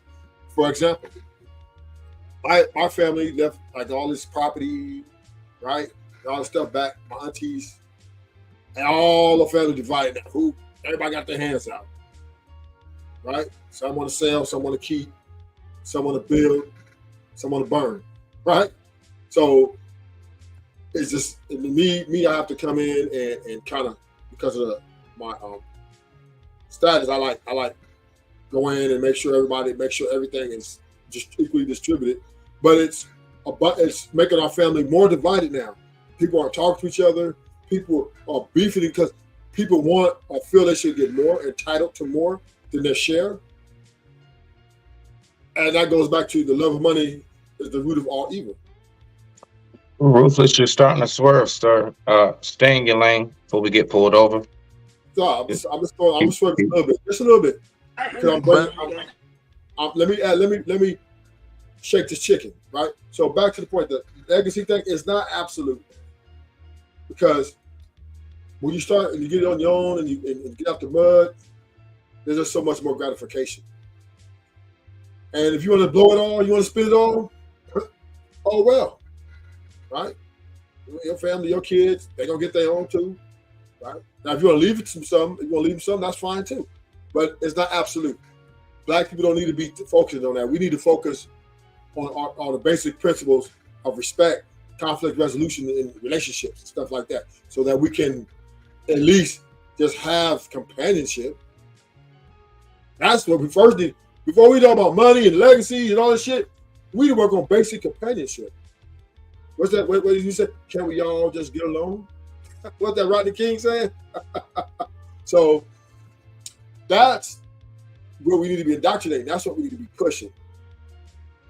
Because without the proper indoctrination of how to treat each other with respect, all money's gonna do is create more savagery. And I digress. Thank you, Ruthless, my man, and it's always good to see you, Ruthless. No, it's not. Stop lying. It is. It's always great to see you, brother. I don't know how you did it, but somehow or another, nigga, your answer made me forget the whole question. So, can you what? Damn, bruh. Let's talk about legacy, right? Leaving legacy. What do we need to leave for each other? Leaving behind. Black people don't own the businesses and stuff like that. And we don't have to, right? Am I on or am I off? You good? Yeah, you're right. Okay, that's what I was talking about. Now, Thank you, Ruthless. You were? You forget because probably Smitty, when I said that shit, he was like, "The fuck he talking about?" But anyway, we gonna float past that. But my point to you, Smitty, to you as black man to black man, right? Mm-hmm. Is we have a greater fish to fry, other than these things called legacy, and material possession, and wealth, and all that passing shit on. We got to first learn to pass on respect. That's where that's got to start at first, and you have to agree with that. Okay. All right. We do need to start with the basics. Of course, you should crawl before you walk before you run before you fly. Right? I get you. All right. So Ruthless. The only thing is with this, right? When you say we shouldn't be worried about legacy, any and every name that you can think of, like family name of wealth and you know all of that, I do believe that that's the very thing as to why they still hold the power in which they hold. Well, they hold the power at the to money. Say that, just let me finish, Ruth. To say that we should not be concerned about legacy, I would say that's very dangerous, because that's the very thing you pass down to make sure that certain land is still within the name. Okay. However it is that you may run your business, that still stays intact. See, all of these things are very important because, again, think about any name that you can think of. Wealthy family. Think of any name you can think of. I guarantee you, if you look at it, it's a family of generational wealth. Why? Because of the legacy. So that is something very important that we should focus and think about. Go ahead and rock out. I digress. My mic is muted. You got it, Ruth. But and if you want to, fine. It's fine. But if you look at the data and statistics of how many families are divided because of this, right? And how many people are hating each other even more because everybody feels they deserve more than their fair share, right? How many people are hating each other because they feel like that's mom's favorite or dad's favorite, so he's getting the thing that they desire to get, is a astronomical number. These things don't really show up in the headlines as much. And it's not out there, but believe me, this do exist. This does happen. So before and I'm not saying not to leave your people there. What I'm saying is you need to make sure that you're teaching your house and getting your house in order to be able to receive these blessings. We have to first go to the basic principle of respect and admiration, not just for the material possession, but being proud to be a person that has respect, that has integrity. See, this is what we're losing. This is why black people are so divided right now, because we have sold our soul for the money. This is why our women are leaving at a high rate, because they're sold for the independence of getting to the bag or get to the career, that we forgot how to present respectable means so that we can just get along. That's it. How hard is it just to get along with your partner or your family members, or so that you can enjoy your legacy, so you can enjoy the things that your mom left behind, the house, so that, hey, let's all get together, let's do this. What y'all, we can do this, but we can all win. But if we don't learn the basic principles of the simple fundamentals of not only respecting us, but where we came from and how we got here. And we have a tendency to think money solves all things. right? Oh, well, look, well, just give us reparations, give us this, leave legacies, and that is gonna. All I gonna do is put a small band-aid over and create greater division, greater animosity. Because once again, because our black people, we've been indoctrinated so much for the capitalism of America, we forgot how to delegate a family, how to just get along. I like that he mentioned America, and I think that coming from a perspective, like a lens, right, of a very Western, a Westernized approach to, let's say, the nuclear family, right? Something that we can all, I guess, we all can experience, or we all can experience to some degree. So we have this narrative of what the nuclear family should do and what they should be, and different values, right? And so I think for a person who still knows my roots, despite my colonized the colonization that happened in my community as well, it's like it's really back to basics. Back to basics to me means village building. It means legacy, because that's what a village is. Like although Mr. Ruthless was very right on self-improvement and self-development, those are key principles that we have to be a good family member. Let's just keep it simple. You don't have to be anything but a good family member, let's say.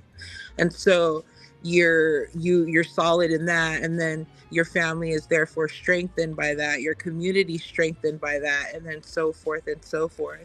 But one thing that I have learned in raising my own family is that everything is about values. Like what are my values tied by this choice that we're making? So I with all due respect, disagree with the notion that legacy is highly important.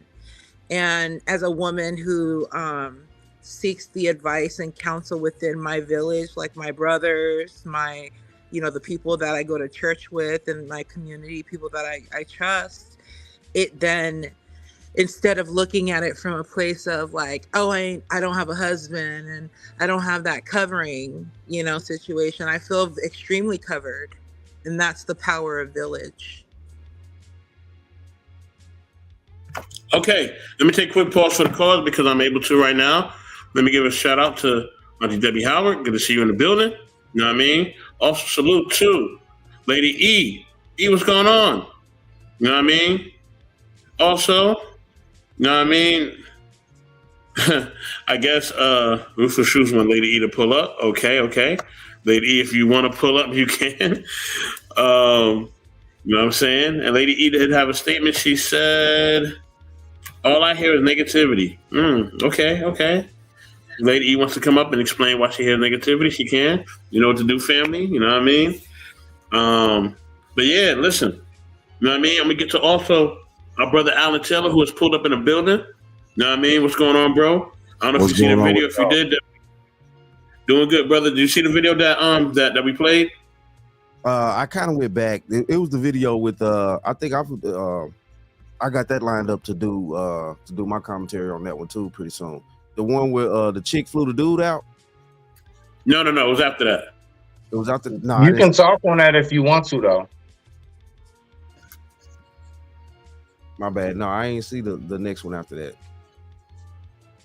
But okay, I'll play it again. Hold on. I will comment on that one too. But let's keep going, brother Beast. You know what I'm saying, Mr. Beast. You know what I'm saying. We'll talk. Okay, but yeah, go ahead and comment on the one with the one flying the dude out, and I'll show you the video after that. Okay, cool.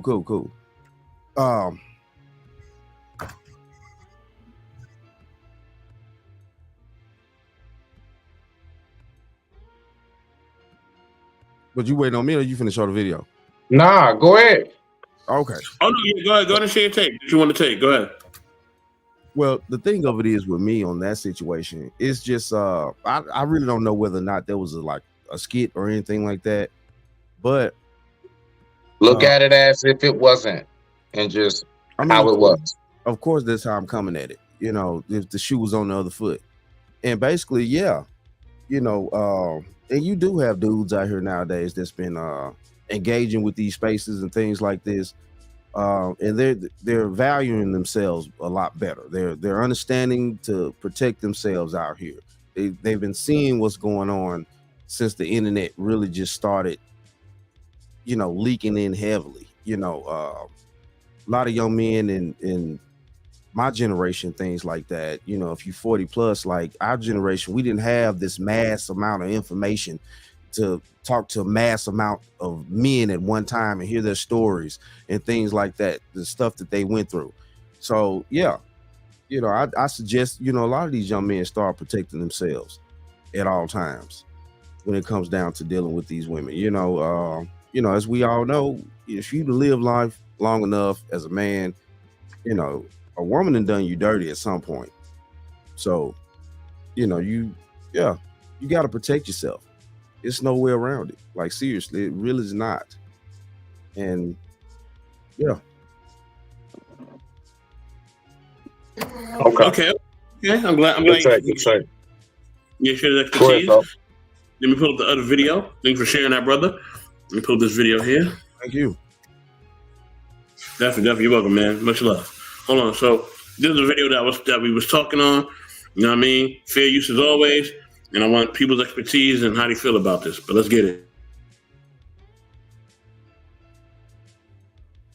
Like luxury brands. I think luxury is built on heritage, and we haven't really had a brand around long enough to build a heritage. The luxury brands in the traditional sense of who we know, they've been around for 100 years. We've been around for 100 years, but we've not been able to build a brand that is around for 100 years. Like, even if you look at who the oldest female designer is in the United States, Elizabeth Keckley. Elizabeth Keckley designed for Abraham Lincoln's wife. Imagine if she had kept that collection, because everything she was doing was luxury. She was producing for the president's wife and all his friends. So that woman was like on a high level. Why do you think that?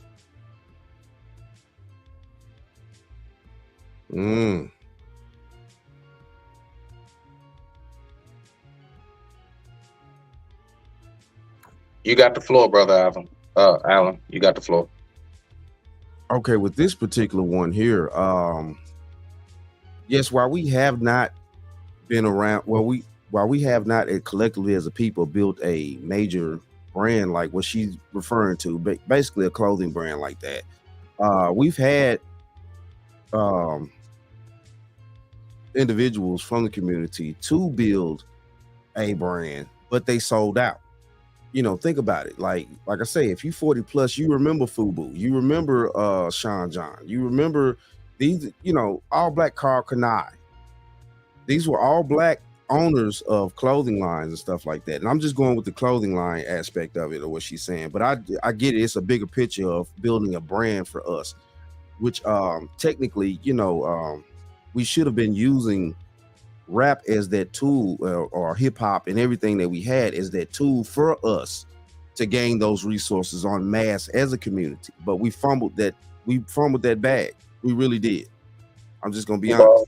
Well, brother Allen, you know, it's also another factor, and I'm not contesting anything you just said, but just to add in, something else I've noticed too, even down to, you know, I was really baffled. Now, if anybody up here is actually offended, I don't know. Okay, speak your piece. But like, for example, when they decided to, like, I think it was like take Aunt Your Mama or whatever off the bottle, or whatever, Miss Butterworth or whatever, that whole big syrup bottle thing. I'm saying to myself, I mean, goddamn, we've been eating all of that since we were kids and beyond. Lion syrup, you name it, right? All of that. But my point is that, like, from that, I think Uncle Ben, famous, ain't one of them. It was all this, like, we're going to get them taken off because it's considered to be offensive. But to who? But yeah, that's something that, you know, we got a staple on. And now, you know, I'm just saying, like, to think that was able to happen, you'll see where I'm at, because I'm landing it. even though that was just a food product or whatever, all right, whatever, you know, it's just a bottle of syrup or a box of rice, whatever it might have been, cream of wheat, shit like that, right? But the point is that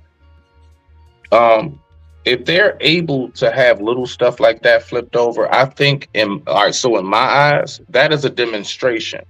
That's a demonstration to let you know, hey, look, like we can really erase names and flip things. And because I'm telling you now, all it takes is about 2 generations to have folks not know anything. Think of how many kids right now don't know a lot of stuff just from like 15, 20 years ago. Completely clueless. How many kids have never heard of like MC Hammer? You know what I'm saying? Like little shit like that. It don't take long. It don't take long at all.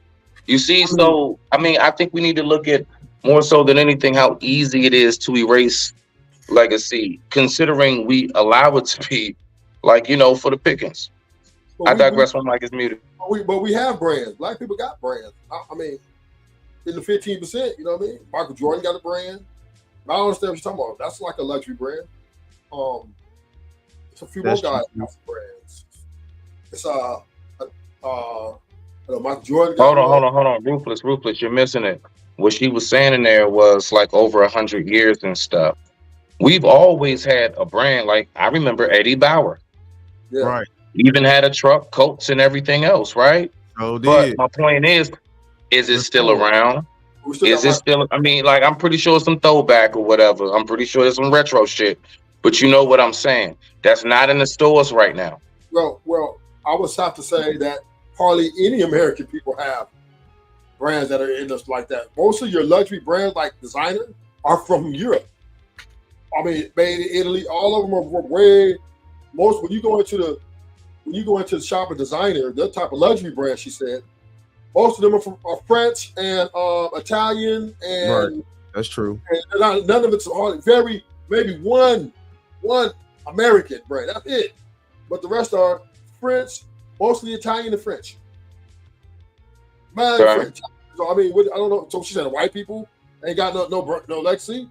Well, so I have to disagree there strongly. And plus, black people, do we have brand? Yeah, George still got his shit going on, right?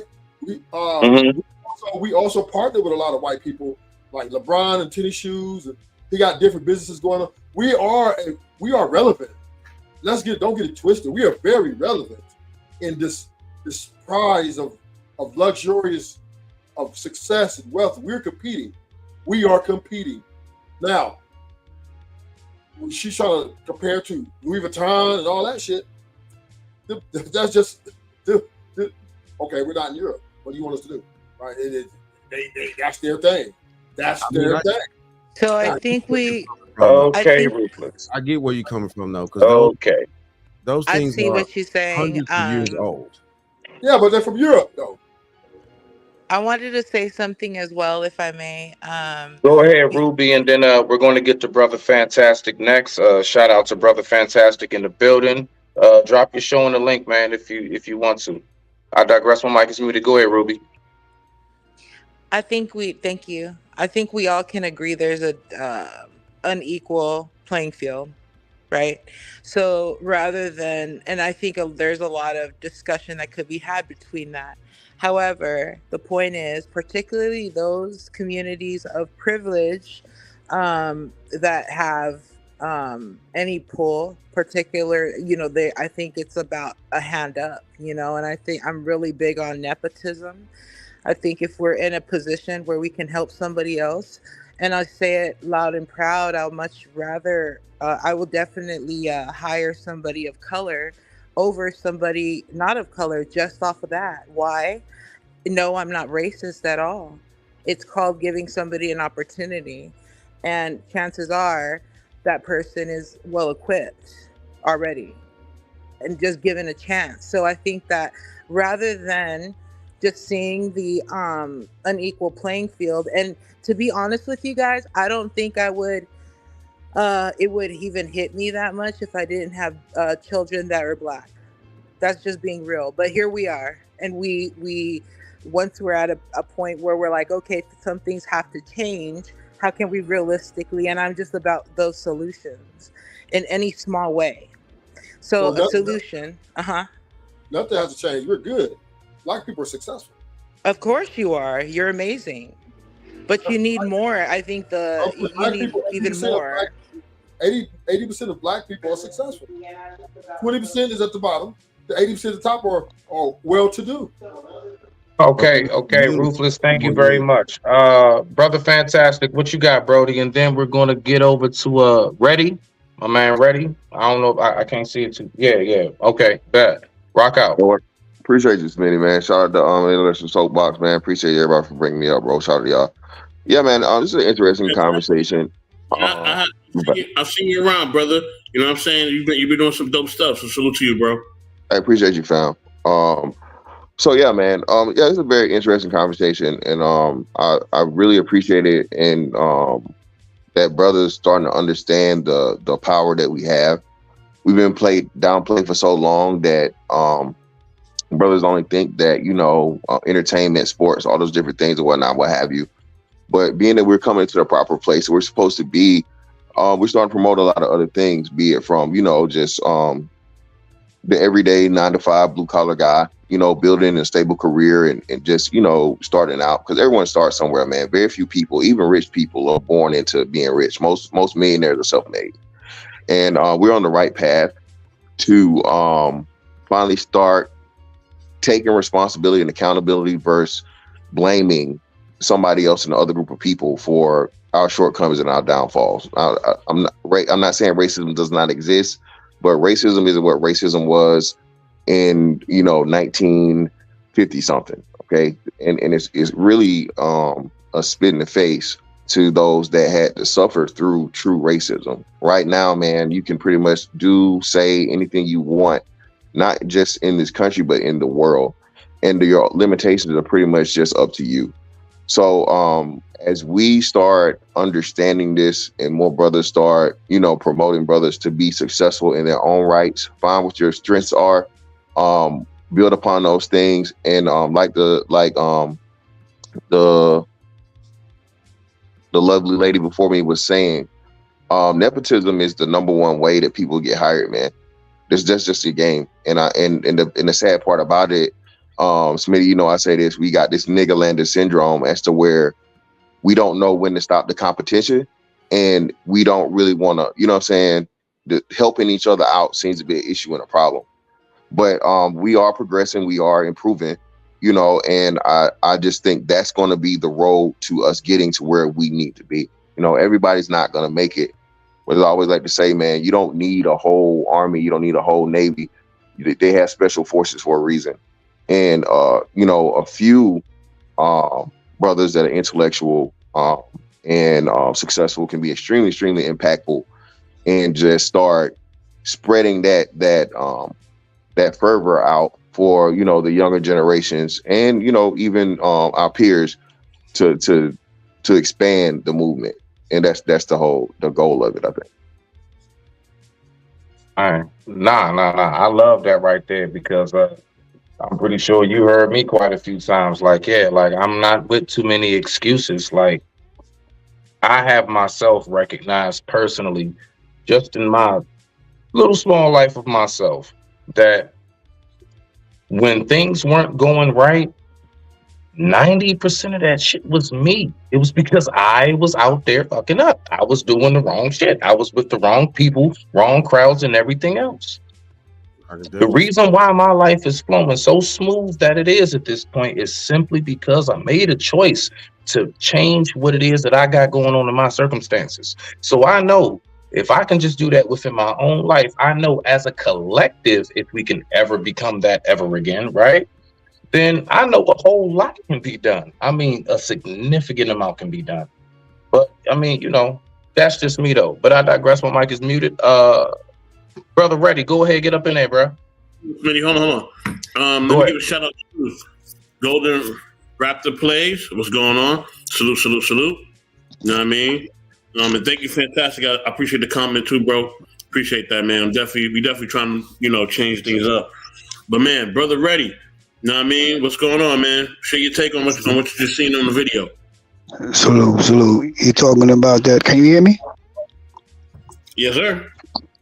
Okay. I tuned in just now when you was talking about that flued out video. Is that what we're talking about? The flued out one? You can give your perspective on that, but it was a different video. But you can give your perspective on that. Yeah, go ahead, rock out on that if you want. About a man getting flown out. I really was just enjoying the commentary, the speech, and what he was saying. He was on point that yes, we must realize our worth and take responsibility. There's nothing wrong with that. There's nothing wrong with nepotism, and I don't feel bad about racism. You know why? Because you're supposed to have pride in your race, and we're not supposed to ever look to someone else to do anything or feel any kind of way for us. This world is ours. It is not nothing if we're not here. So once we start recognizing our power, recognizing who we are, what we bring to the game. I just got finished watching something like a Run DMC joint, and they were showing how when they got on stage and did that Adidas thing, and they got that deal and everything like that, and just seeing stuff. It was like whatever we touch is going to turn to gold. Whatever we put our mind to is going. So we need to just recognize what we are, who we are, how blessed we are, and just continue to do what we're supposed to do. Like he said, take full responsibility and just stay together and depend on one another. We our own, what they call that? We our own reparations. We are our own reparations. How we take care of each other, how we look after each other, how we take care of each other. That's basically it. I'm sorry that I came in at the tail end of this, but I appreciate the conversation. Brother Reddy, quick question. Just a question. Do you really think a man in that video, how we saw being flown out, chick gave him 2,300? Is that really a man that we as other men would look at as someone that, I don't know, should be followed or has power? Because you were saying in that video, like, yeah, we should recognize our power, but like, I'm only looking at the fact that she's spending bread. You see what I'm saying? And now this nigga talking about I give you money back type shit, and he at her place.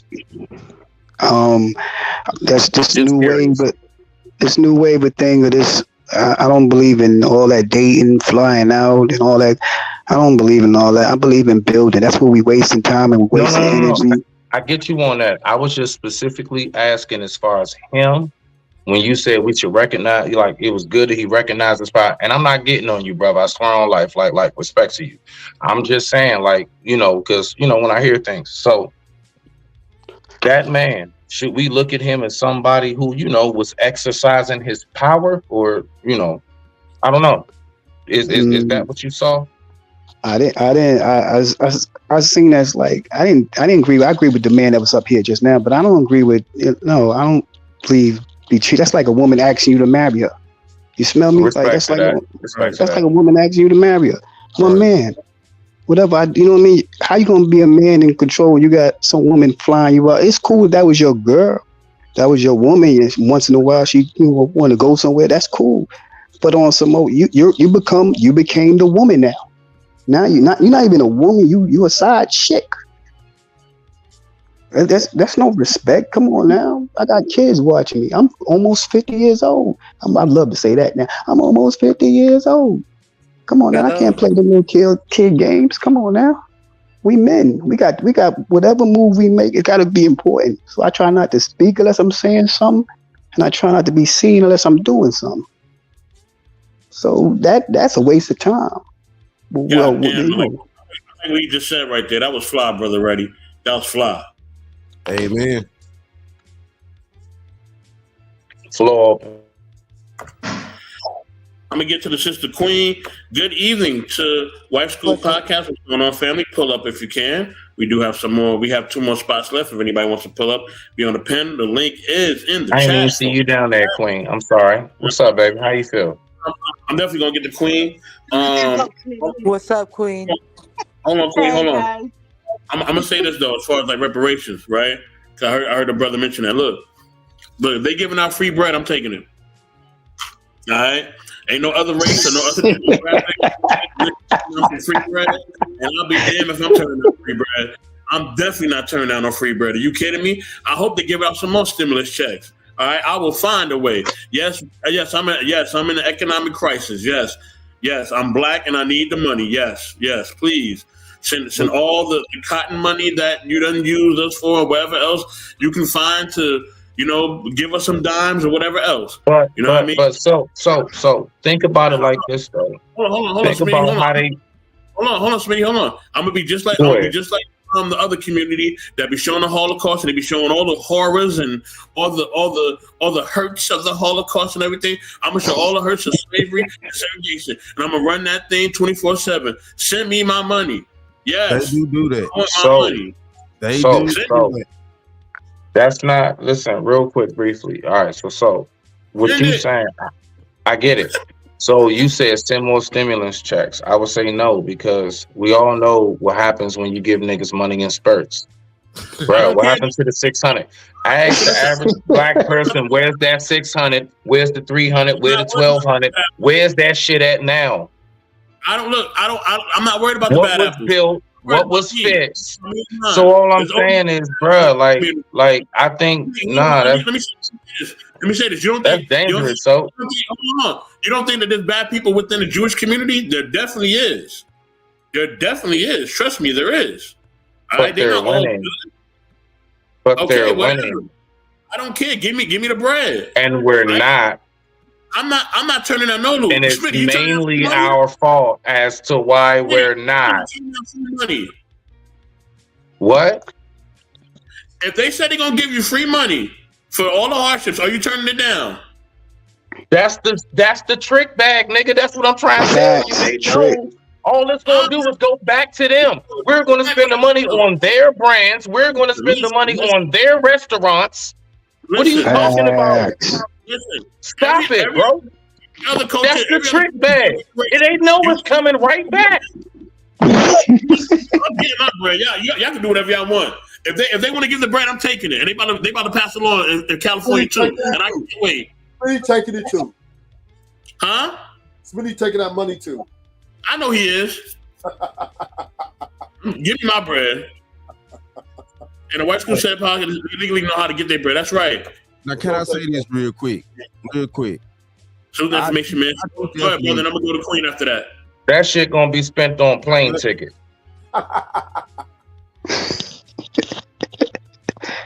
Yo.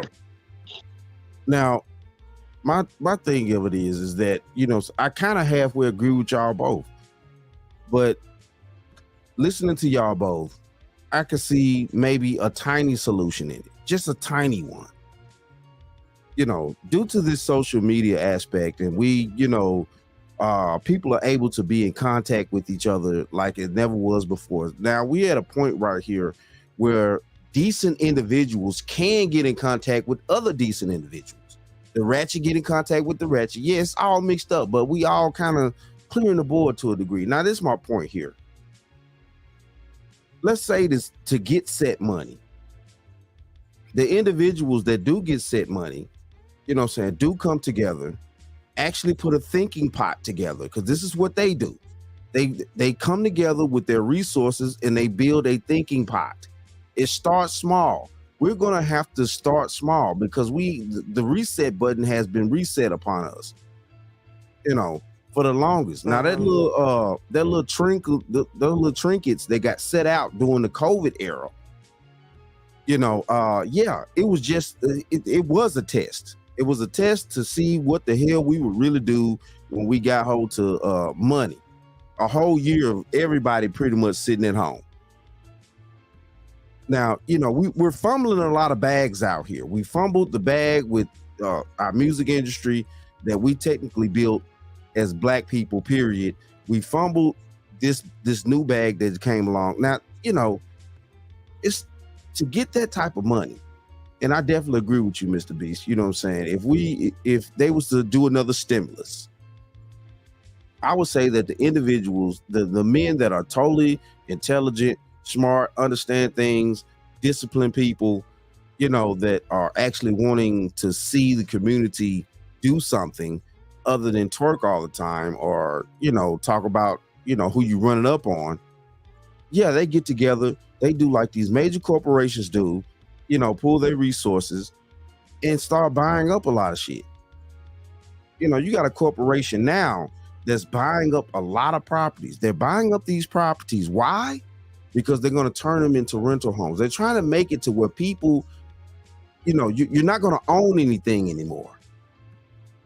You're not going to be able to. If most of the corporations own properties and they only want to rent property to you, let's just say, you're trying to find a home and they only want to rent to you. You never can buy that from them. You're in debt for life. So So can you hear me? Lifetime money that these corporations are trying to do. But all I'm saying is, though, and I'm gonna wrap it up. All I'm saying is, though, is black people that are actually, wanting better for the community, smart people. When we get opportunities on mass like that, we need to start breaking this shit down into pockets. Who we can trust, who's really about that, that chess game and not checkers, and see what we could do to pull our resources, no matter where you live. You know what I'm saying? That's how it works. Pull our resources all over the United States and do something different. That's all I'm saying is. That sounds good. We gonna need guns. Everybody, hold on. I'm gonna go to Queen. I'm gonna go to Ready. Then I'm gonna go to Ruthless, and I'm playing my next video. Go ahead, Queen. I came in. I don't know what you guys with the talking. I hear stimulus checks, reparations. So, can you fill me up real quick or catch me up? Shit just kind of floated that way since Ruthless popped up. But go ahead, Frank. Yeah. It was about how we don't really own our own businesses. You know what I mean? So, you can kind of elaborate on that.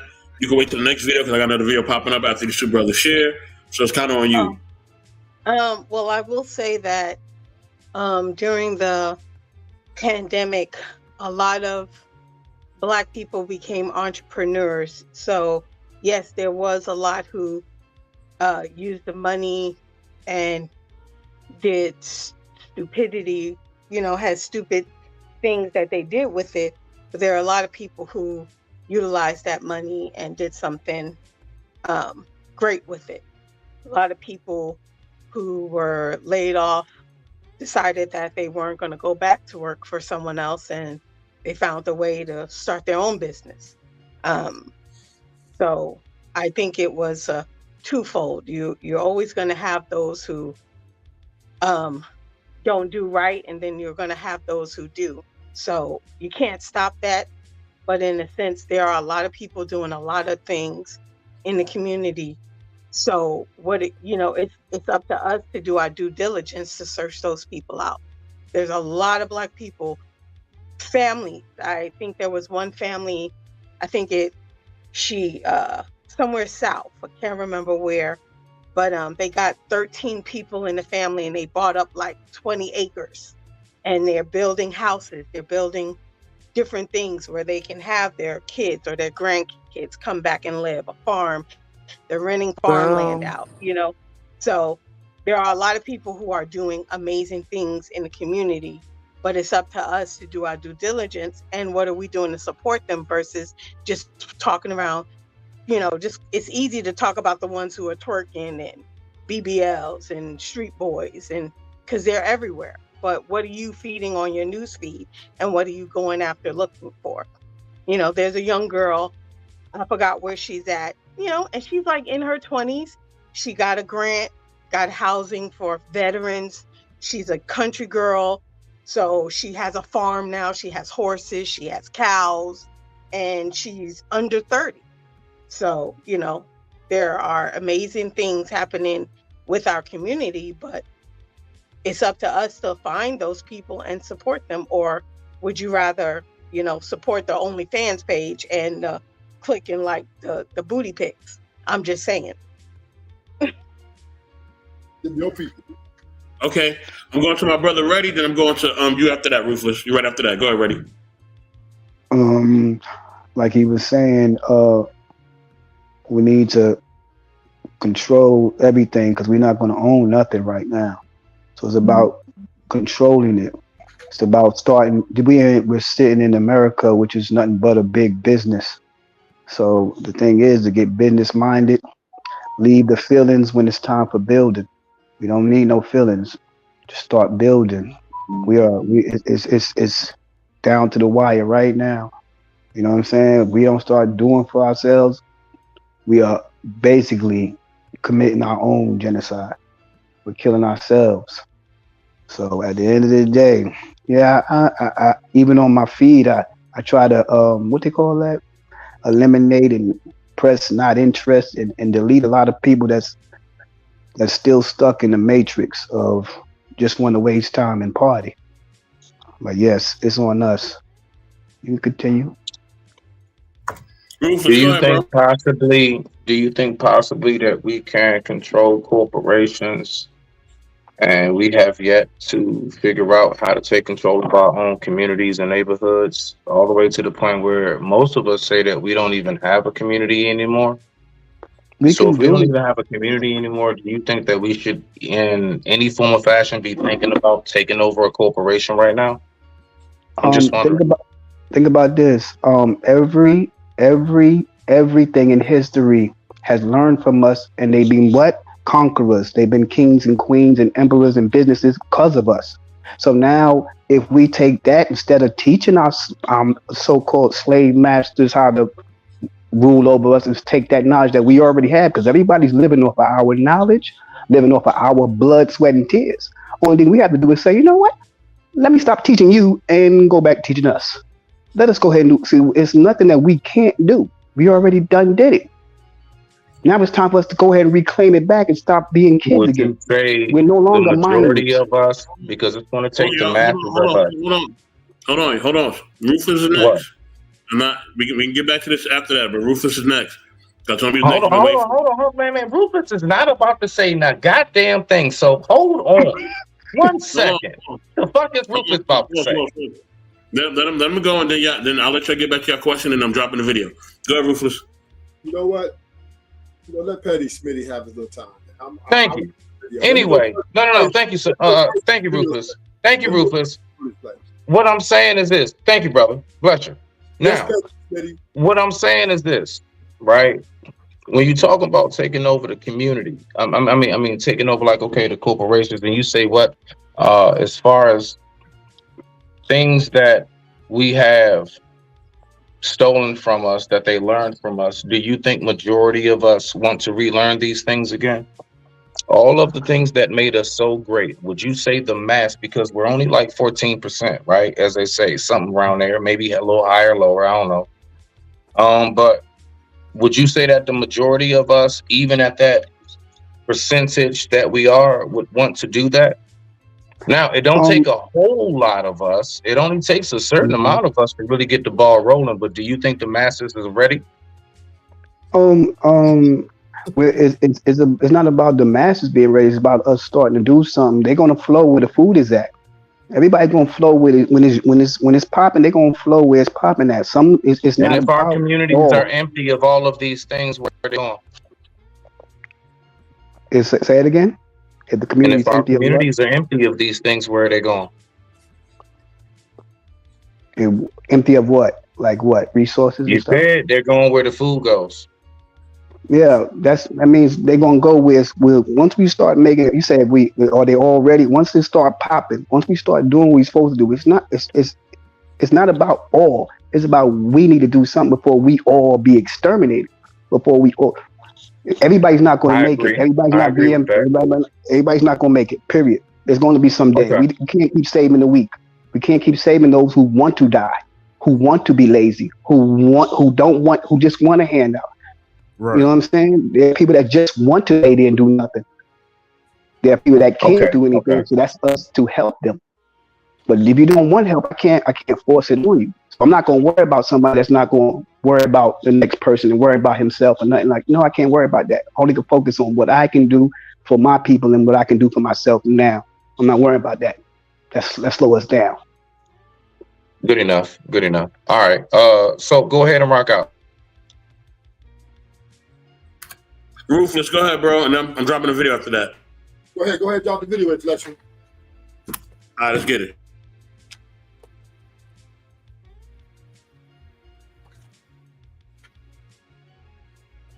Fair use as always. Let's get it.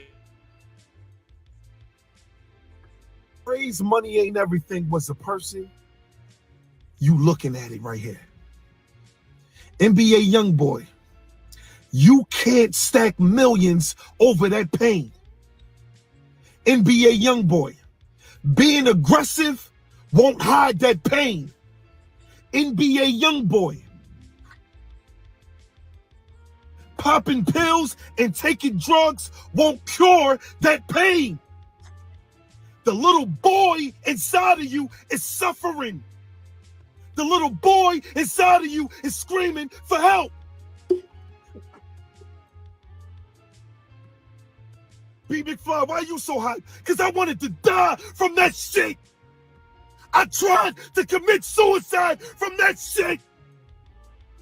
Do you understand how many hip-hop artists died from that shit? What a way to start off Black History Month with a picture like that. You got children. Children look up to you. What the? If I had to test my hypothesis, you are trying to commit suicide. I love you because I know what you're going through.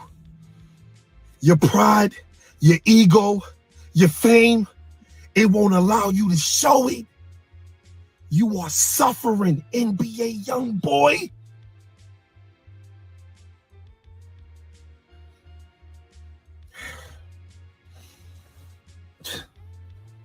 $6 years clean, and I ain't never going back.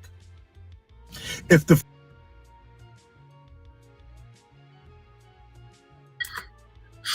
This Bill family, what's going on? What y'all think? Hey, first and foremost, I don't know. Gotta be New York, nigga. I don't know why it's so goddamn extra damn aggressive. Salute to Don Harden real quick. Also salute to my man Dragonfly Jones' cousin. Go ahead, Smitty, my bad. So, yeah, you good, brody. Look, the fact is that whatever's going on with any of us, the one thing that I look at is this. I look at first and foremost, all right, so look, this is just me. I know I could be a little harsh about shit, but you know, okay, look,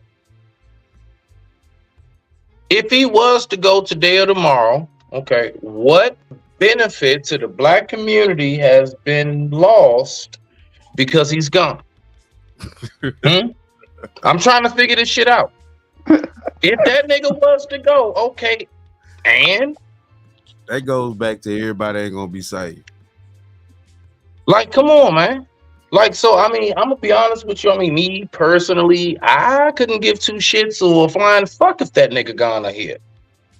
Because I'm trying to figure out where is the benefit of this man and all that money and everything that he's accumulated. Where is the benefit in any form of fashion? And don't you dare talk to me about passing out no motherfucking turkeys. Don't talk to me about passing out no turkeys and book bags. I don't want to hear none of that shit. But go ahead. I digress. My mic is muted. Rock out. It's on you, Alan. Ruthless. We going down the line. Rock out. Who passing out turkeys and book bags? I ain't never heard of that young cat passing. Nah. That's what all rappers, all entertain. That's the common thing, you know. Back to school shit and turkeys. But anyway, go ahead, Alan. Eggs. You know, my thing of it is that, you know, with these dudes having all this cash, having all this status or whatnot, you know what I'm saying? And I know most of them are very much under control of their record labels and other things, you know, they're you know, low key, they kind of control. So it keeps them away from doing anything worthwhile. And half the time, I believe that's the reason why some of them crash out like this, because, you know, he may want to do something, but he can't do nothing because he tied up. But that's neither here nor there. My thing of it is all this money that they're getting, you know, they don't buy any schools, they don't put any computers in schools or anything like that. They don't donate to where it really needs to be donated to, and you know, it's just all a facade to me with the way that they, you know, like you say, pass out turkeys and shit. Like you know, that's ridiculous. But it goes back to what the gentleman said about everybody's not going to be saved, you know, and it's impossible for it because we technically crashed out as a community. So what few people that are left, that are thinking minded people, you know, we, you know, need to get in touch, stay in touch, things like that, move differently, you know, with our politics, all types of stuff, you know. That's the only way we're going to gain any leverage. And then now we have, you know, Texas having their problems with a lot of undocumented people sneaking their way in. And let's just keep it real, that's going to affect our community as well, because we're already down at the basic bottom to a degree as a community technically.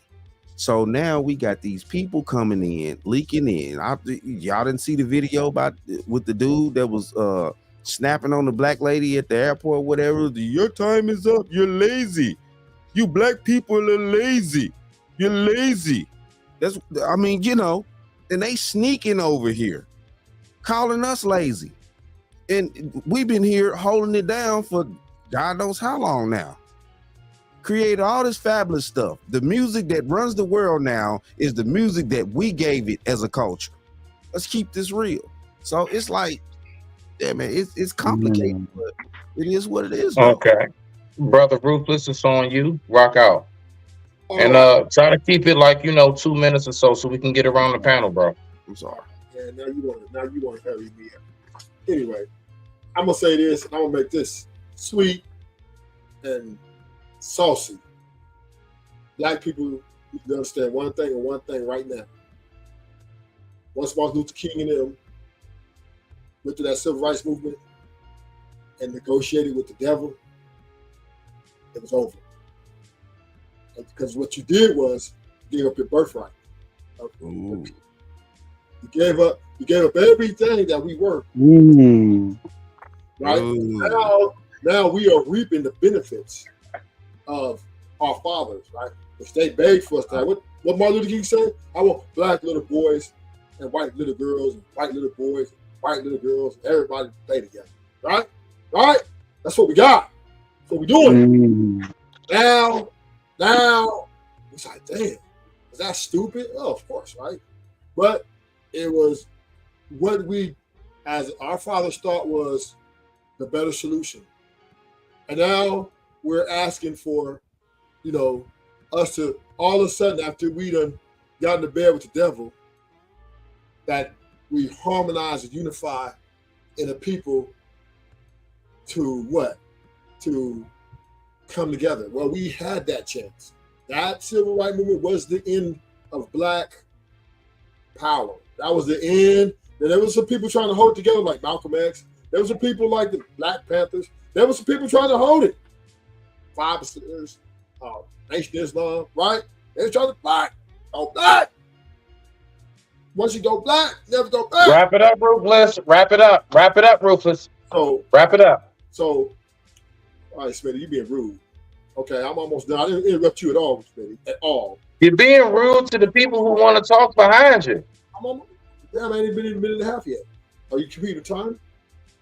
Okay, so anyway, this is what I'm saying, right? Drop your ass off this panel, nigga. Okay, fine. Drop me off, nigga. Give a fuck. Nigga, the wife ain't gonna. The fuck? What did I come into? The fuck? I felt like I missed something.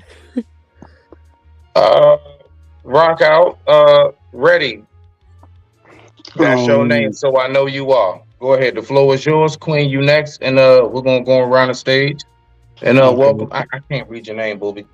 Damn, I can't read your name. The hell? What's up, Queen? Is it Okay. Venice? Yes. There you Okay, go. Venice. Thank you. All right, I appreciate you. Rock out, ready? You got the floor, Queen. You next. Okay. With that is that once they get that, I don't look towards them people in that world for anything, because once you take that money, you already signed that contract. That's why he's going through it. So all we need to do is pray for them type of people. Next thing you know, nothing's not over while we still breathing, while we still alive. It's not over. It's not over. When he said you were lazy, yeah, we didn't take it serious because we still want to party. We still celebrate the devil holidays.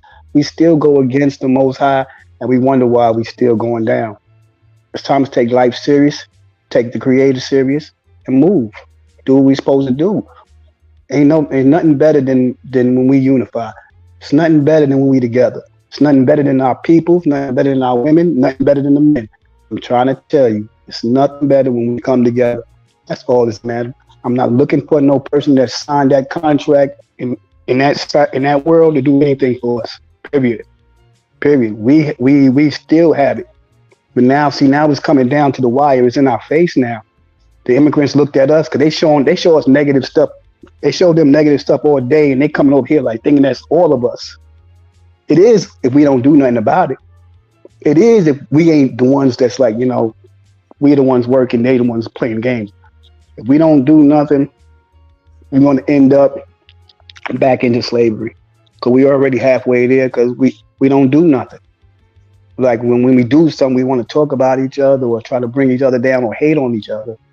And the ones that do stay together, they think that they're not valid unless they have some other race with them, or I got to get this. No. All that's about to crash. I'm not talking about setting up no business with nobody else. I'm not talking about doing business with their government. All that's about to go down. All it's about to go down. I'm talking about us getting back together and doing what we're supposed to do and bring back the empire. We did it before. It's coming back again. I just want to be a part of it. I'm done. It's on you, Queen. It's on you. I want to say that video was very disturbing because so many. Hold on. Got to give a shout out to my family. I am Nisi. Glad you pulled up. Also to the big homie Information Man show. Man, honored that you were up here. Salute to you, King. Go ahead, Queen. Thank you. Because it's not just the industry, it's also the circle that the individual has around them. So, unfortunately, I don't want to see anyone lose their life because of trying to cover up pain, because money, sex, drugs, whatever, that doesn't solve anything. It just adds something else to your issues. Yeah.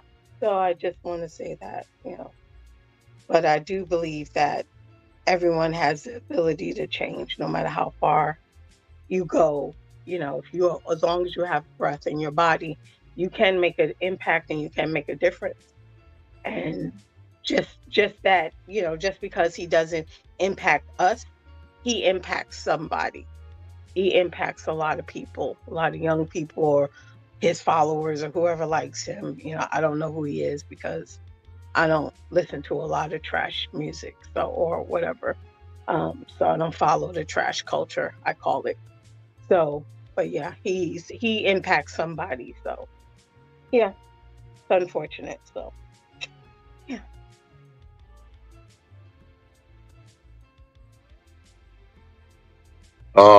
Okay. So I'm sorry. Y'all can listen. So brother Information Man show, thank you so much. Salute to you. Thank you for pulling up. So listen, brother Venice, Sister Venice, Ruby, and then brother Information Man show. So go ahead and rock out, sis. What you got? Oh, I just wanted to add that, the industry is very complex. When people sign those deals, it's a lot of management that's behind the scenes that kind of orchestrate what they're allowed to post, what they're allowed to say, what they're allowed to do. And I think if the public really just knew, it's basically another realm of slavery in a sense, because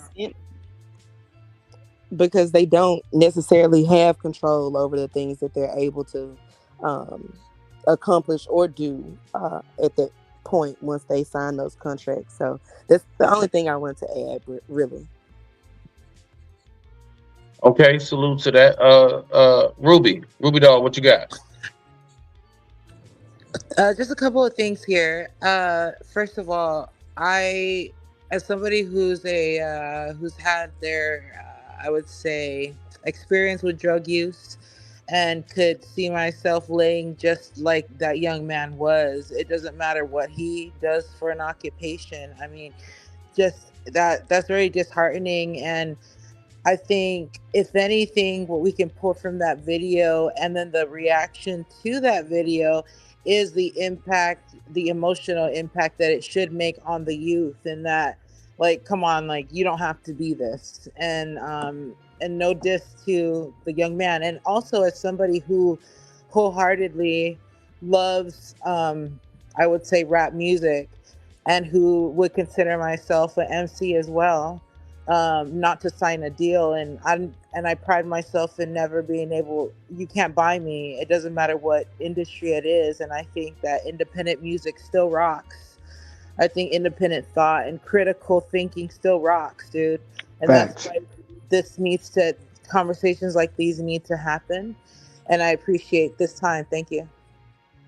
All right, Brother Information Man Show, the floor is all yours, and thank you again for coming in. Rock out. All right. Thank you very much, everybody on the panel.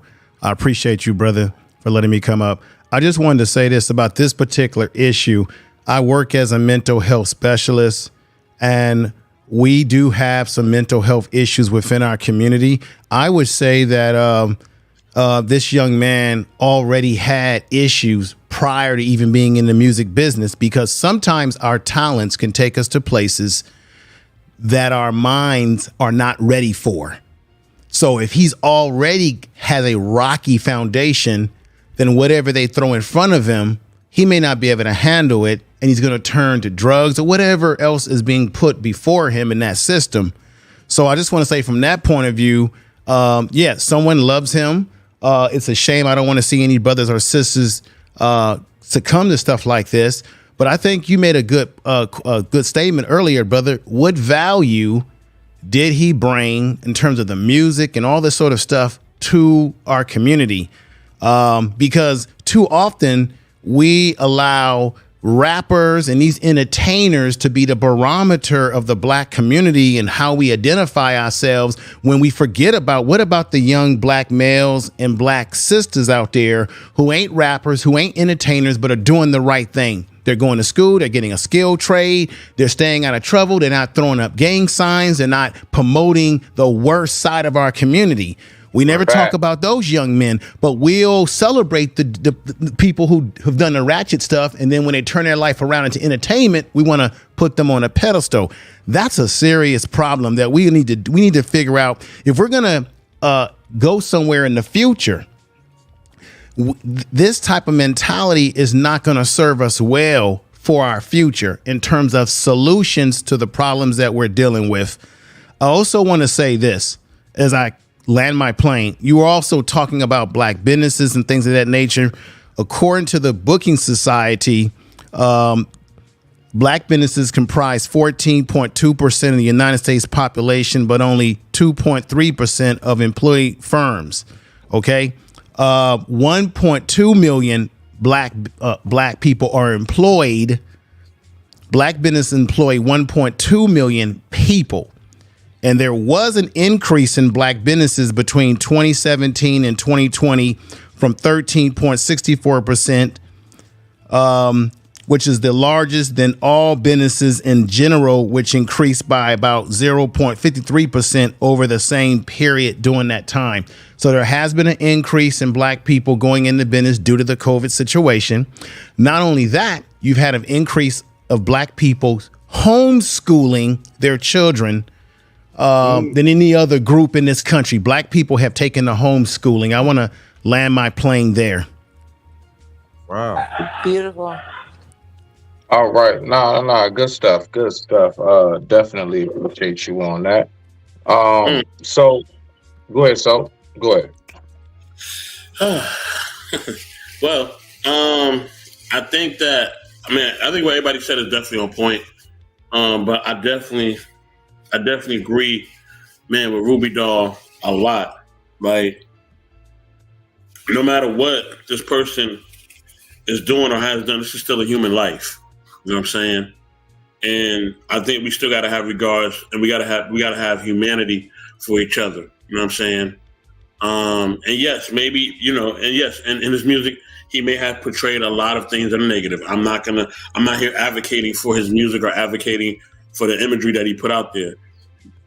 But I definitely don't want to see anybody trying to self-delete themselves or medicate themselves from their pain. You know what I mean? Like, I definitely do not support or applaud that at any or at all. So that's really my take on it. You know what I mean? I'm gonna be real with you. So I only don't applaud it if the individual serves a beneficial purpose. Nigga, you dead weight. Fuck him.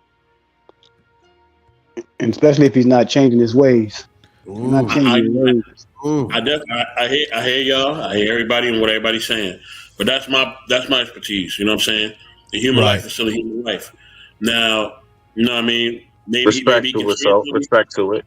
Yeah, maybe he can't. You know what I'm saying? I don't know if the brother can or cannot change. Maybe he'll stop promoting the negativity. You know what I'm saying? But I never want to see nobody potentially go to jail. You know what I'm saying? Like, I don't advocate for that. I don't advocate for somebody losing their life. You know what I'm saying? That's just me. That's just the vibe I'm on. Now, if these things are gonna happen, or sometimes they have to happen, unfortunately, then it is what it is. You know what I'm saying? But I'm gonna get to my next video. Hopefully y'all ready, because I'm about to take you on another ride. You know what I mean? Buckle up. Let's get it, y'all. Let's go. There's my fair use banner. Boom, boom.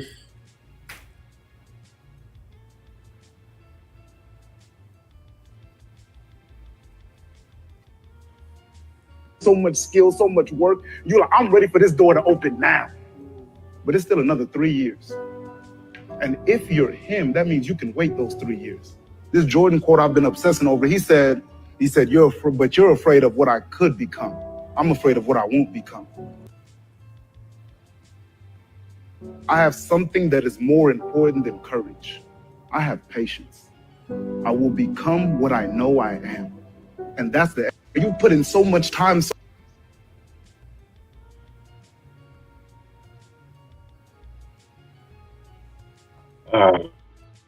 Okay. Family, what's going on? Talk to me. We're gonna go ahead and pass it around the board. I'm gonna go right before you, so we'll go last. So, Brother Allen, and please, people, try to keep it within a modest time frame. But rock out, say what you gotta say. Be mindful. That's all I gotta say. With that being said, we're just gonna go down the line. Y'all see the order? Rock out. So, what that brother just said, you know,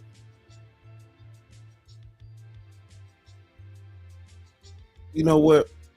I'm gonna wait a minute because I want to go back and I want to see something. So no problem. Okay, no problem. Rock out. Okay, Brother Ready, are you ready? Yeah, so he was talking about not quitting. Is that what he's saying? Not quitting? For the gist of it, yeah, kind of like, I mean, and it also sounds like self-assurance, like, you know, knowing yourself, I guess, kind of. You know what? So run it back one more time. Yeah.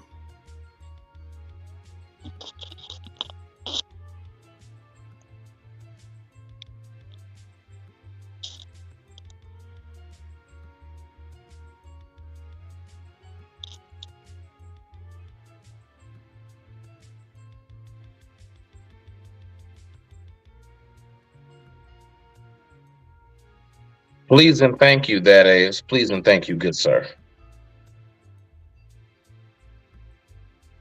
so much skill, so much work. You're like, I'm ready for this door to open now. But it's still another 3 years. And if you're him, that means you can wait those 3 years. This Jordan quote I've been obsessing over, he said, you're afraid of what I could become. I'm afraid of what I won't become. I have something that is more important than courage. I have patience. I will become what I know I am. And that's you put in so much time, so much.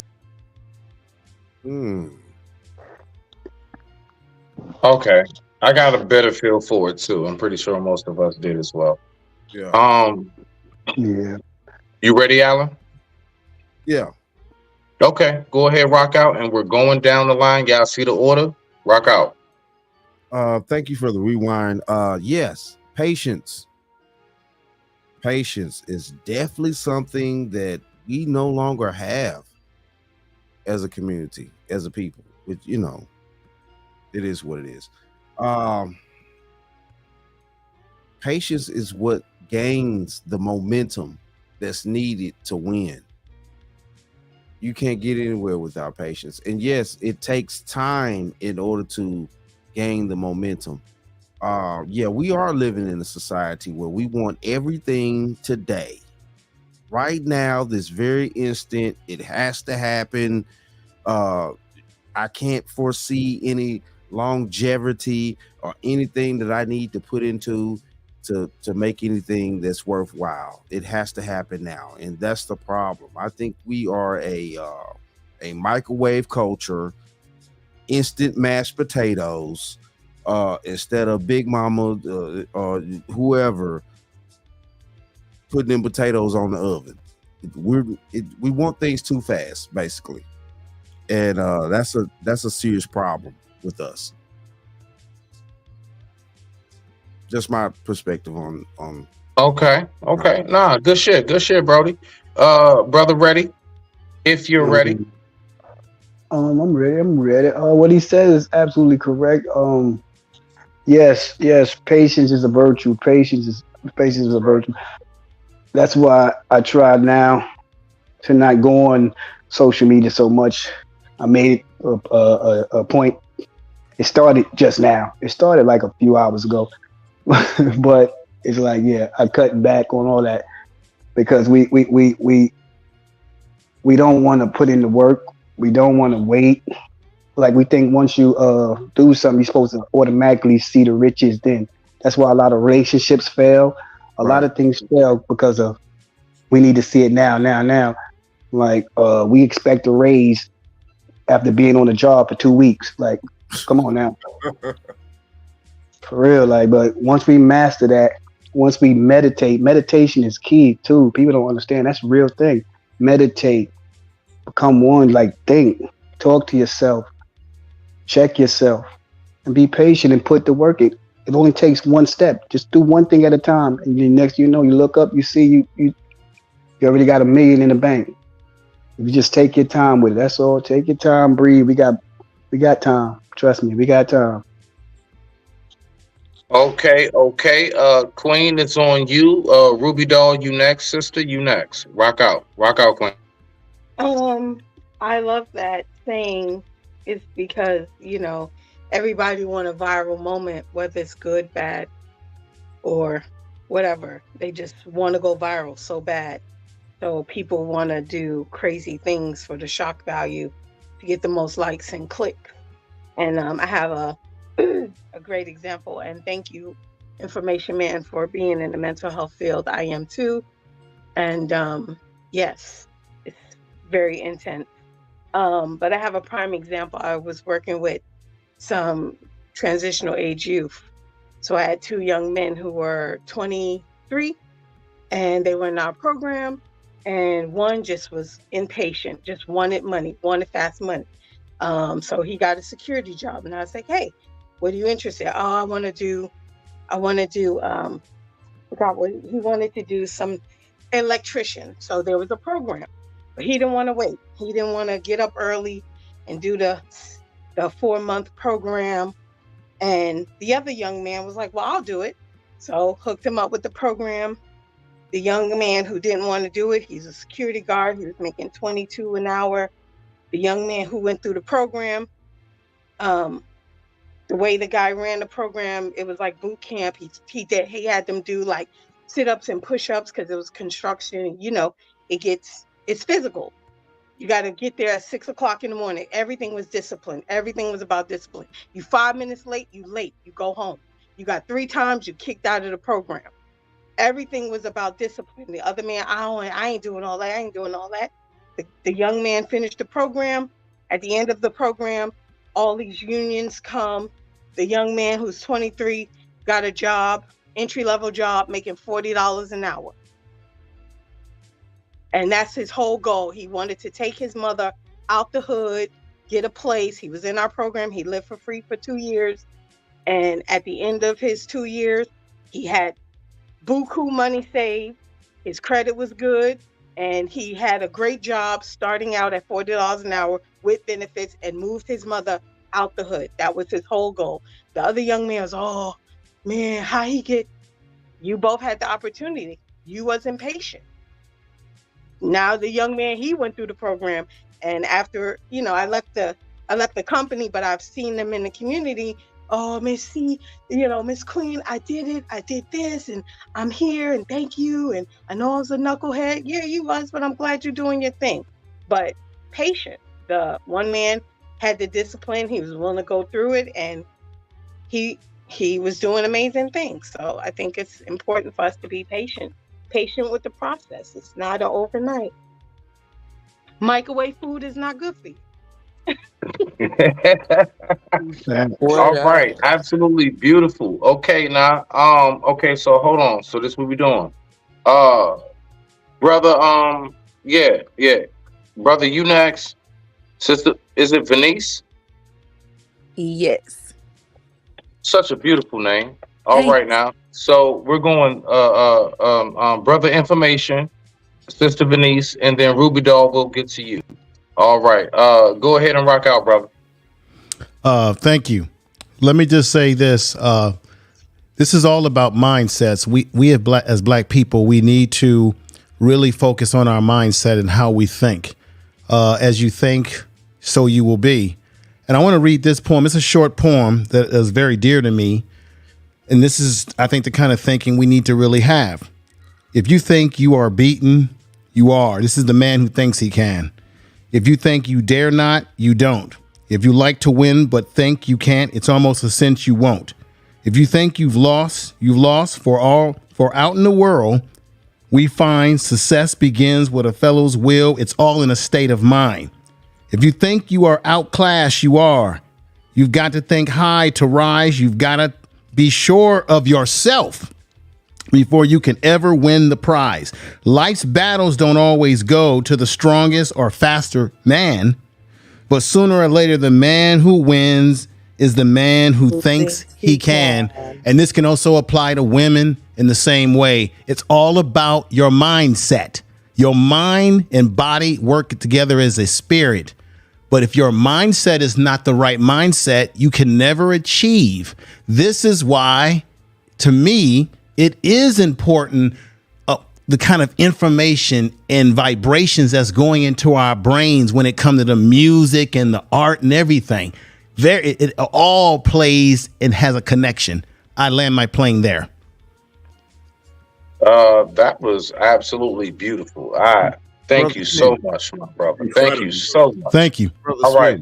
Yeah, absolutely, man. Nah, man. This is for the people, dog. This is for the people. I'm just here pushing buttons with soap. Brother Smith. Sister Venice, rock out. All right. To the video and to the last video with NBA Youngboy with the drugs, I just want everyone to know that like patience is key, because impatience often leads to mishandling the blessing, because overnight success can be overwhelming to some people, especially if you don't have your mental health right and things of that nature. Because when you have that amount of success, for example, like the rapper or Wendy Williams even, and your mental health isn't in check, it can lead to feelings of doubt, and you're in front of the world. So drug use can happen, or self-sabotage can start to occur, because you're living in your truth in front of everyone. And sometimes people can't handle living in their truth because it will derail them off of their path. because you're facing everything in front of the world. So I think the video making the point about patience really leads to obedience as a requirement for success, because you have to be able to handle the weight, not only of the world, but of the blessing that you have, the gift that you have, the business that you're trying to push. You have to be able to handle the negativity, the positivity, and keep your head up at the same time. And oftentimes, we've seen it time and time again with different artists and different celebrities, and even people in our own lives. You know, they turn to drugs as an escape or a coping mechanism instead of just reaching out and getting the help that they necessarily need to continue their success. And I'll land my plane there. Absolute 1010%. Much respect to your vision. Thank you for that. We all appreciate you. So who do we have? Ruby Dog. Go ahead, get in there, girl. Rock out. And they're like swimwear. No, I'm just kidding, guys. So thank you all for just feeding all of us, like, from your wisdom and everything. That video gave me the chills. And I think as somebody who can definitely relate to that unshakable conviction, that comes with a lot of pain at first. It comes with an inexplicable amount of pain and turmoil that one has to go through to get to that point of the vision. So I think also coupled with that patience comes a vision. You have to be able to see it. And so like it's been said on the panel already, the mindset. So it's like, what kind of soil is up in our mind? What kind of flowers are blowing? And can you see the vision and not just like the tree type of analogy? So I feel like fueling ourselves with that, especially when things are a bit difficult. And then to my point of being, loving rap music, I don't love all rap music. And I focus more on a conscious level of it because I do believe in vibration and the importance of spreading information. And so I think that you can take something even that has like a negative connotation and you can use it to educate. Thank you. Okay. All right. This is what I want everybody here on the panel to do. What I want you to do, I want you to envision, which I'm pretty sure we all have multiple times, of how you see our community, the Black community, being at its height, let's say. Okay? I want you to get that picture in your head. All right. Now that you have that picture in your head, we're going to go down the line. Alan, we're going to start with you. We're going to go down the line as we do. And I want y'all to tell me, how long do you think what it is that you're envisioning in your head, how long do you think that'll take for us to get right? How long do you think it'll take for that to actually be the circumstance in its entirety? Brother Alan, we starting with you, going down the line. I digress. My mic is muted. Rock out. To really envision that scenario, people our age, and I don't know how old everybody is, but let's just say it's going to be at a factor to where we're retired. If we plant the seeds right in the right soil with the right type of compost and things that it needs to grow, and let it get the right sunlight, but still keep at it and taking out the weeds that grow within the plants that are damaging to the plants, things like that. If you just look at that scenario, I say about time our generation retires, if we doing this correctly, we may can change something or a little bit over. But you think that you or your children will be alive to see that change? Do I think that's definitely a good question. Hey, Smitty, you always throwing them good too. I dig what you're saying though, brother. Yeah, it will take some time. It will take some time. So, you know, basically, yeah, most of us will be halfway gone before really a change will happen. You know, most change is never seen by the people that are trying to make change. That's kind of how that goes. You just have to hope for the best and do what you need to do your part, and hope for the best. That's kind of how that goes, you know. So yeah, it is what it is. Okay. Smitty, Respect to that. Do me a favor, Smitty. Write down that question that you just asked. I got 3 videos. I want to get through these 3 videos quickly as possible. You know what I'm saying? All right, go ahead. Rock out. Go ahead, so do your thing. We good.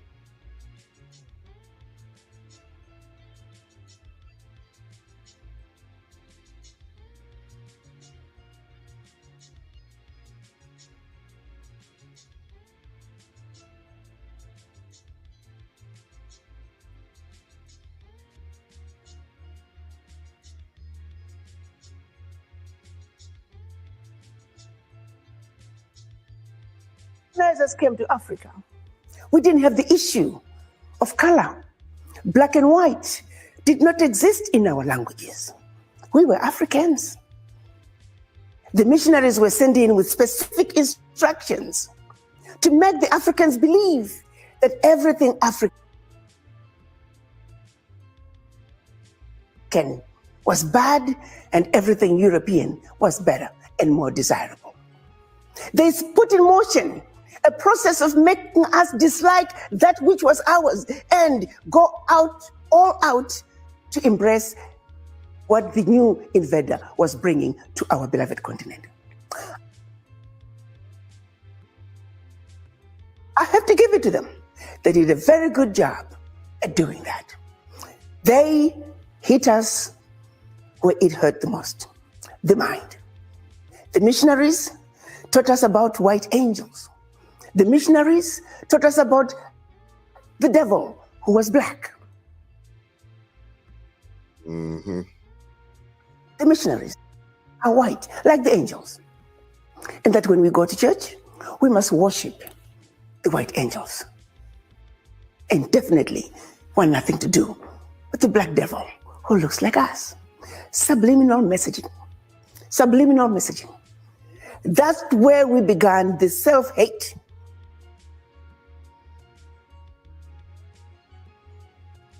The mistrust of each other, the lack of appreciation, an idea that is coming from your brother, an idea that is coming from your sister. Because when the colonizers came to us,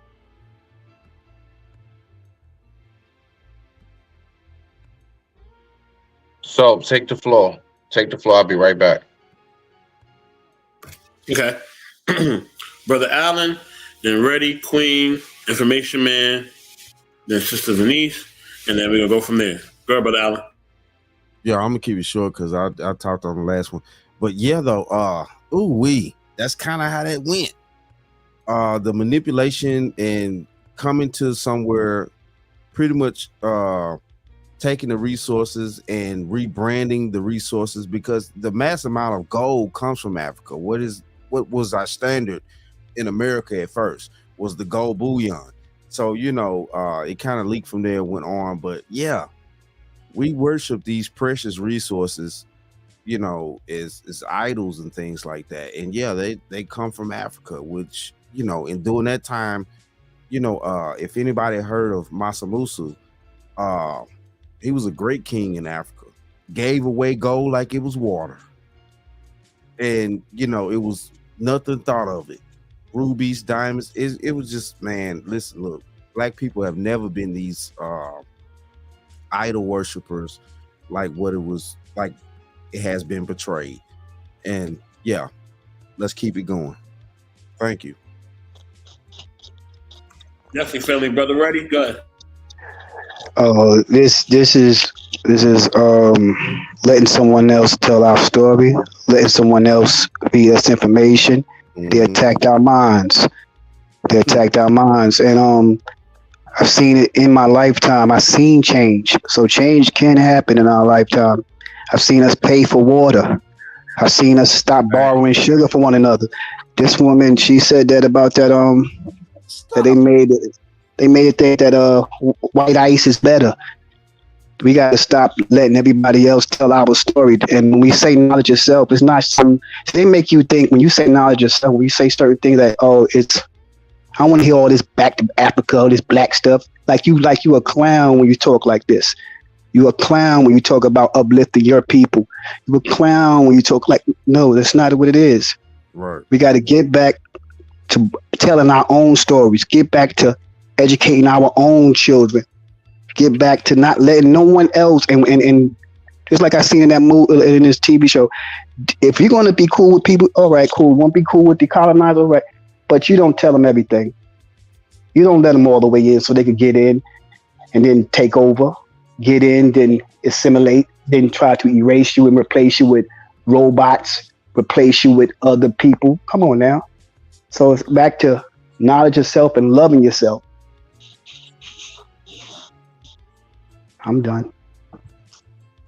Man, great job, brother. Queen, it's on you. I think what she said was so true. The most powerful thing is your mind, because no one knows what you're thinking until you tell them. So people you always got to keep people second guessing you. You know, you got to move in a way where, you know, just because you think it, that don't mean you need to share it. Just because you're doing it, that doesn't mean everyone needs to know. And I think once someone has your mind, they have you. That's it. And it's so true. Man, that's incredible. Information, man, it's on you, bro.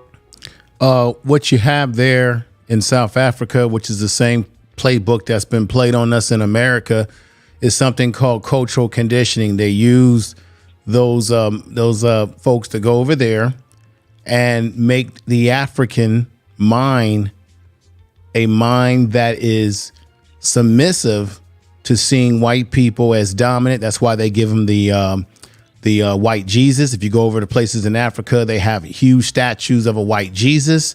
That was the whole movement behind what they were doing to change. And what they also did is they went over there and gave the Africans the Bible, gave them the Bible while taking the land. Okay. So these are some of the tricks that they've been playing on our minds, particularly in that continent. But here in America, check it out. The same propaganda is played on our mind.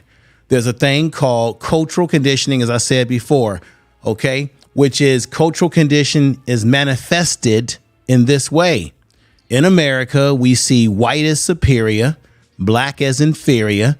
And as a manifestation of that cultural conditioning, we will underestimate, undervalue, and marginalize, or black people will be marginalized and underestimated. But we do it to ourselves, which is part of the cultural conditioning to break us down, which is why, I hate to say this, we have manifested a lot of self-hate towards one another in general. When black people hate on each other, you see it here on social media, you see it all around the damn place. Because if you don't like yourself and you've been told that you've been ugly all your life, then you project that hatred onto people that look like you. And therefore it creates a conditioning of hating oneself in kind. That plays into what they're done to the Africans. I land my plane there.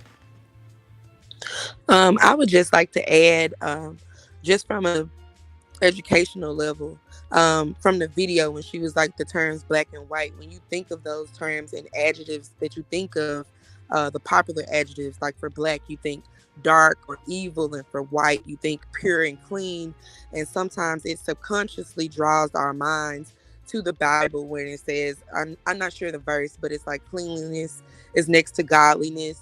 And it just further ingrains those ideas into our minds. Right. So right now, speaking as far as like the question that Smitty has spoke about, when information gave us those business numbers, I really truly feel like we're living in a repetition of our history. Like if we look 100 years back, it was the roaring 20s, right? Where business was booming for black people economically. I really feel like that's where we're entering in now as well. And that's all I had to say.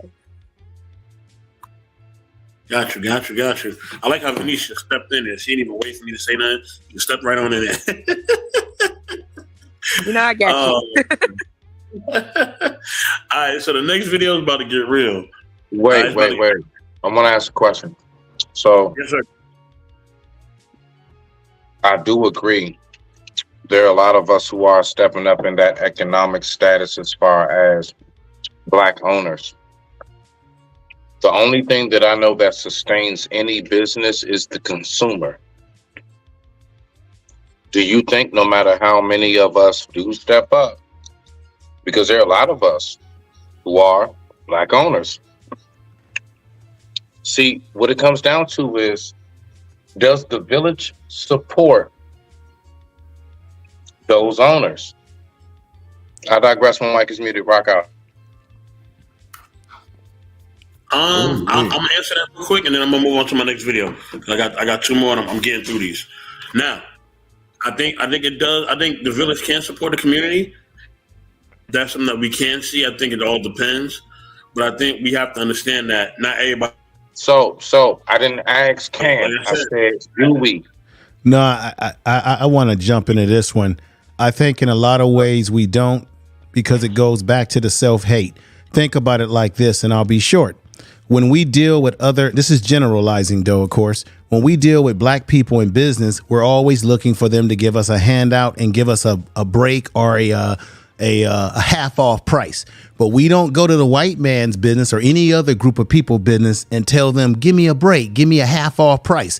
We do that to each other because you say, I'm Black, you Black, so come on, man, give me a break, right? Or we'll complain about each other's prices.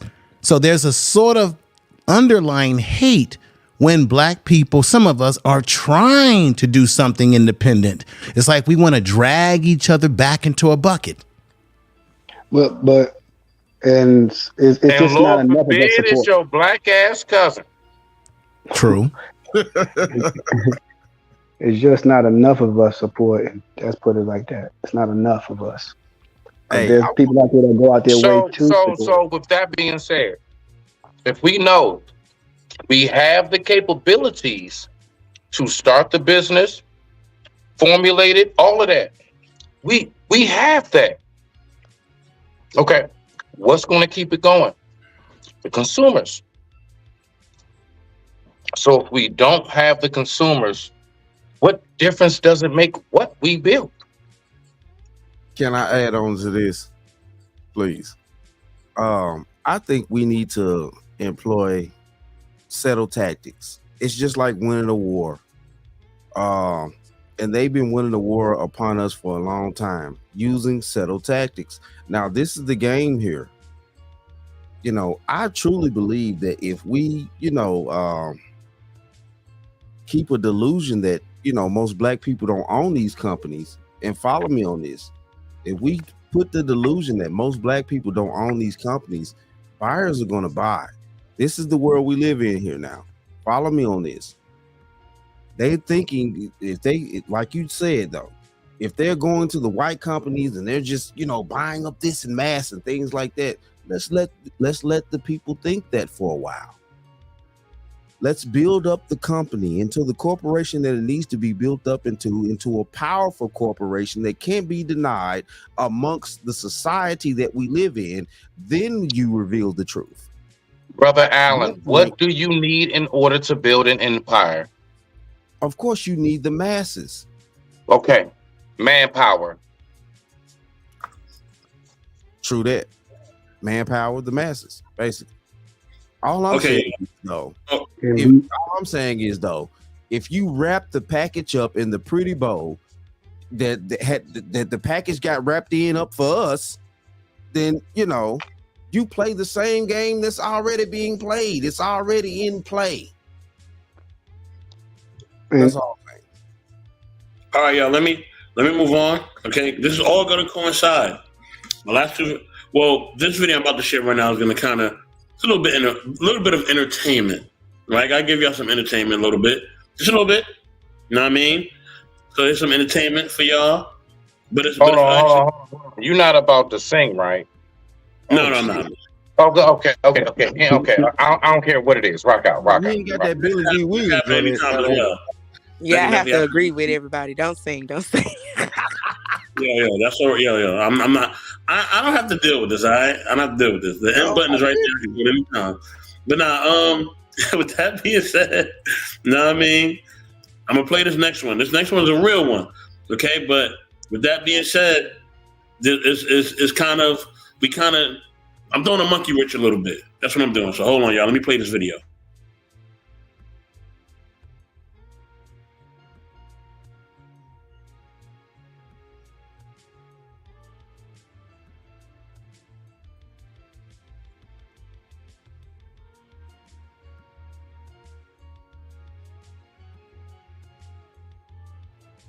Video come out that the DA tried to suppress that my legal is now involved in, there will not be a no more Meg Thee Stallion.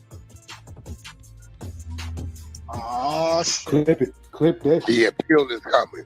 When the video comes out from the little Asian girl that followed them from the time they saw him arguing in the car,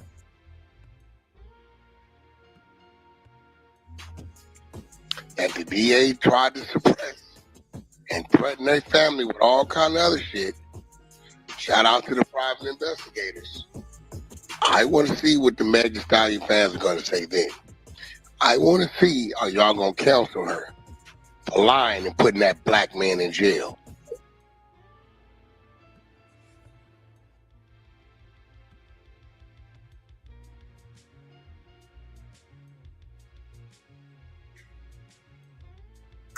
Salute to the homie Angry Man. Salute. Know what I mean? He's been on the show, one time. Know what I mean? Salute to him. What y'all think, family? Let's build. I mean, I don't know. You know what? I'm gonna pass this to the floor because I don't know. I don't really like listening to that nigga talk.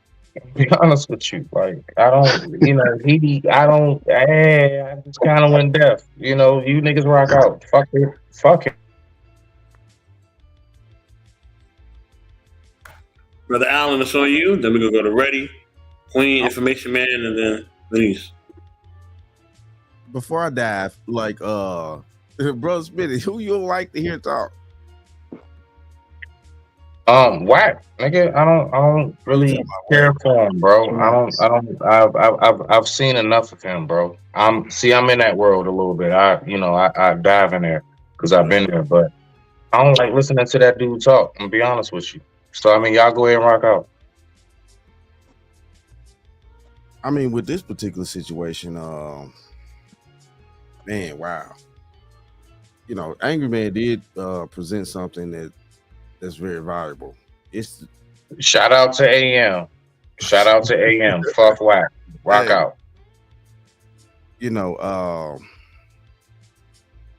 Wow. I'm trying to get my thoughts together about that shit. Keep going, because I'm trying to get my thoughts together about that shit. Hold on. Yeah, keep going. I'll come back. Brother Ready, go ahead. That to me, that's I know a little bit of something behind it, and I just think that's all distraction and trash. So I don't even say nothing about distraction and trash. That was just a bunch of distraction and trash. I don't have nothing to say about that. That's not building us up or nothing. It's nothing for nothing. It's all fake bull. It's BS to me. So I'm like, I'm good. Got you. Queen, go ahead. It's on you. I don't even know what that's about. So, I have nothing to say. It's actually probably irrelevant. I don't even know what they're talking about. Meg Thee Stallion and Tory Lane case, but we'll keep moving. Oh, Megan. Anyway, whatever. Yeah, I'm good. Information Man, it's on you. You're talking about people who were liquored up that night. They were involved in three entanglement, her and a friend of hers. And a lot of foolishness happens late at night when you have liquor involved, drugs or whatever they were on, and maybe weapons involved. It is what it is. And I think it's a distraction again. And our community needs to focus on other things. I hate it to say this, than these two Negroes. Thank you. Like real quick. To kind of piggyback on what this brother is saying, right? I want us to really think about this, like, because I know it's real. During the very moments for however long that whole trial and case between Tory and Meg was going, there were so many of our youth and even elders inventing things, creating things. There were groups of us who were gathered together in the name of something that is for us in a very, very beneficial way. And we have no clue of us. You want to know why? Because the clouds of that bullshit blocked out any sunlight of whatever it was that we had going on that was of any beneficial reason. Listen, my only 2 cents is this. People give Whack 100 a bad rep because when every time something goes down in hip hop culture, Whack is involved in some type of way. Whether it was when Suge was with Left Eye. Because Whack makes sure his fat ass always keep his ass involved in some kind of way. Rock out, sis. Rock out. I know Smitty probably got like an issue with Whack because like even with, the Suge Knight and Left Eye situation, Whack was there. Okay. Even with Birdman and Gilly out of Philly with the Millionaire Podcast, Whack was there. So it's like Whack is always in the middle of some mess. But to the Megan Thee Stallion and Tory thing, it's just clear as day what happened, and neither party really wins at the end of the day. And I close my case there. Now, I always say it's just like this, man. Of course, the whole facade situation. They went on and blamed him. It was other things that he had going on. He had to figure out some stuff, some ways to make money outside the industry and things like that. But that's neither here nor there. But to me, it was just all a setup. It's like I don't see this dude. Regardless of what was involved, I don't just see this dude being just a dude to just, he just gonna pop somebody in the foot. Like, and then at the same time though too, do y'all think this cat really had that type of perfect aim to hit somebody in the foot? I mean, it's like it just makes no sense. You get popped in the foot and things like that, but when it all comes out, it's all a bunch of, adult children, running around, having sexual relations with each other and things like that, though. They can't handle their emotions.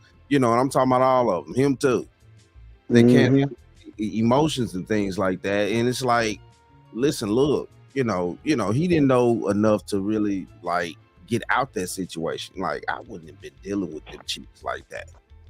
Just two dudes beefing. Over nothing. I have a little bit more for you. Let me give you a little bit more. I mean, because y'all seem to love this. So I'm going to give you a little bit more. I'm being sarcastic, by the way. Let me give you a little bit more of this. Let me just give you a little bit more.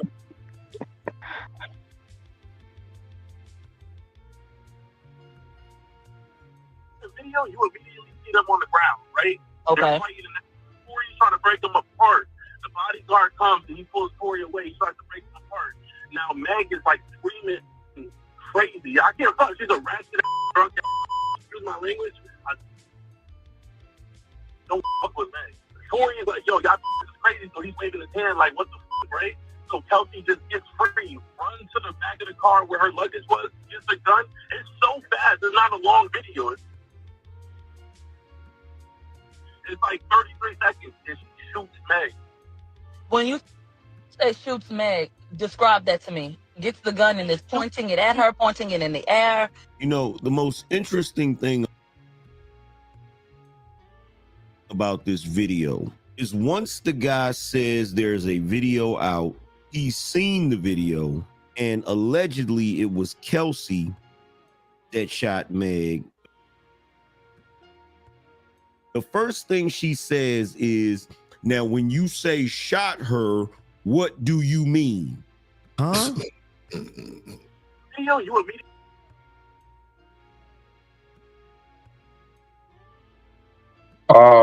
I'm gonna go ahead and I'm gonna so I'm gonna go ahead and I'm gonna speak for what I would think will be 75 to 80% of the listeners, including the panel. So go ahead and translate whatever was said throughout that phone call, because between the beeping, you pausing it, and everything else, I didn't really catch anything. I got what AM said. I heard the person on the phone, but I didn't really catch that. So just go ahead and just break that down for us, just so we know how to respond. That's all, my G. That's all. Essentially, he's saying, the guy was saying from the video that Kelsey shot Megan. You know what I mean? It's a quick video, and Kelsey shot Megan. And then AM was building on that, so y'all can build on it after that. For what you heard or what you kind of digest from what was spoken of, even if you like the reaction given from the guy, or you like the reaction given from Angry Man, or you don't. No, I mean, y'all can build on that. I'm here for it. Nah, man, no. AM straight. Nah, it's just listen. What I would say is, when it comes to the whole like Tory Meg case, me personally, I didn't follow it too big, so I don't like to be somebody that just be running his mouth about something that he don't know too much about, because I think it makes me look like a fool. So I think I'm gonna go ahead and pass the mic, and y'all go ahead and rock out on it.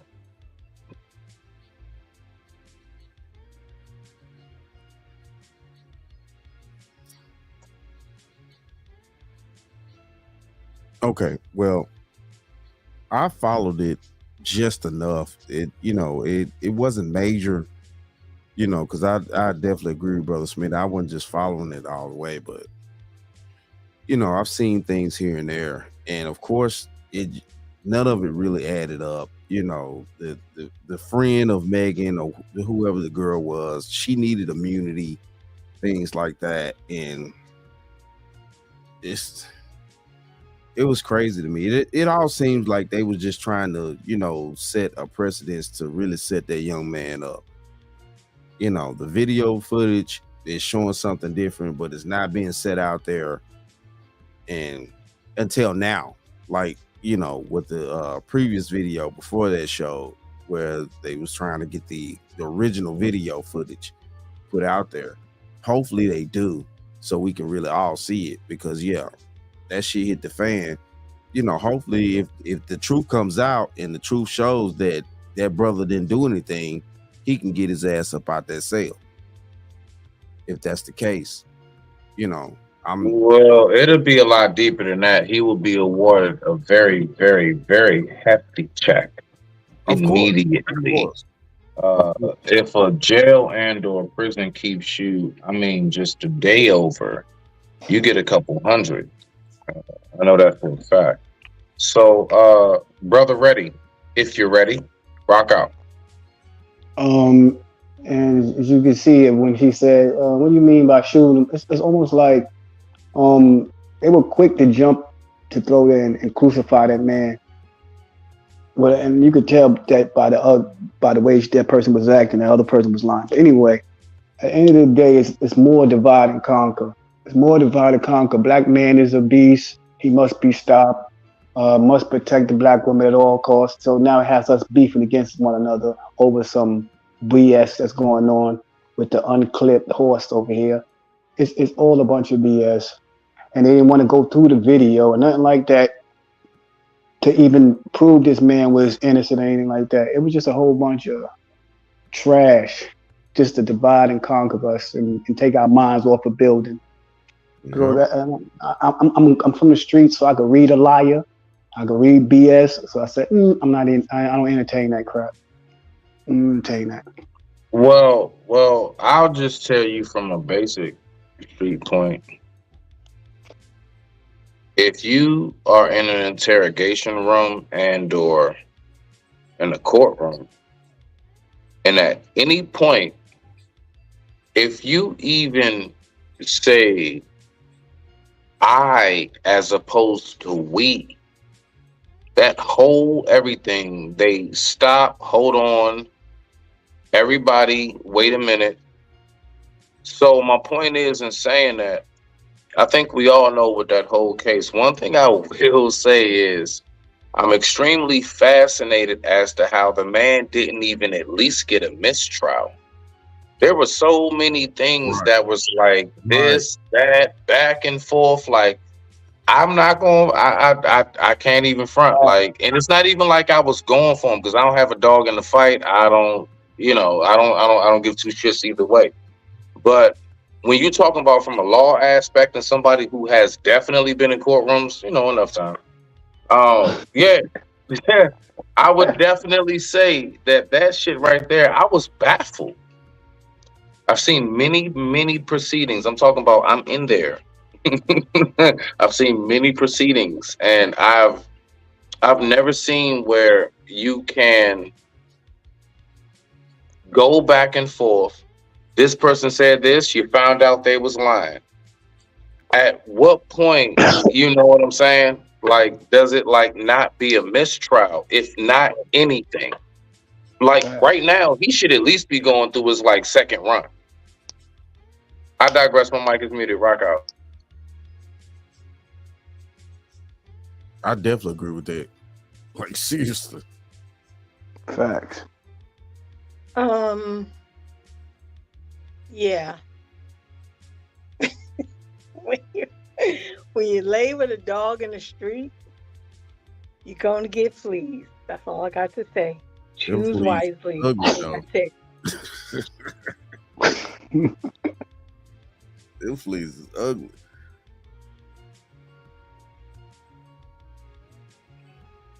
I think a key point that everyone seems to forget about is, when Tory was like, I'll give you guys $1 million if you don't say this or you don't say that, and da-da-da-da-da. So I really feel like it affected Megan's and Kelsey's relationship even further, because from Megan's point of view, it seems like, well, did you take the money, the hush money?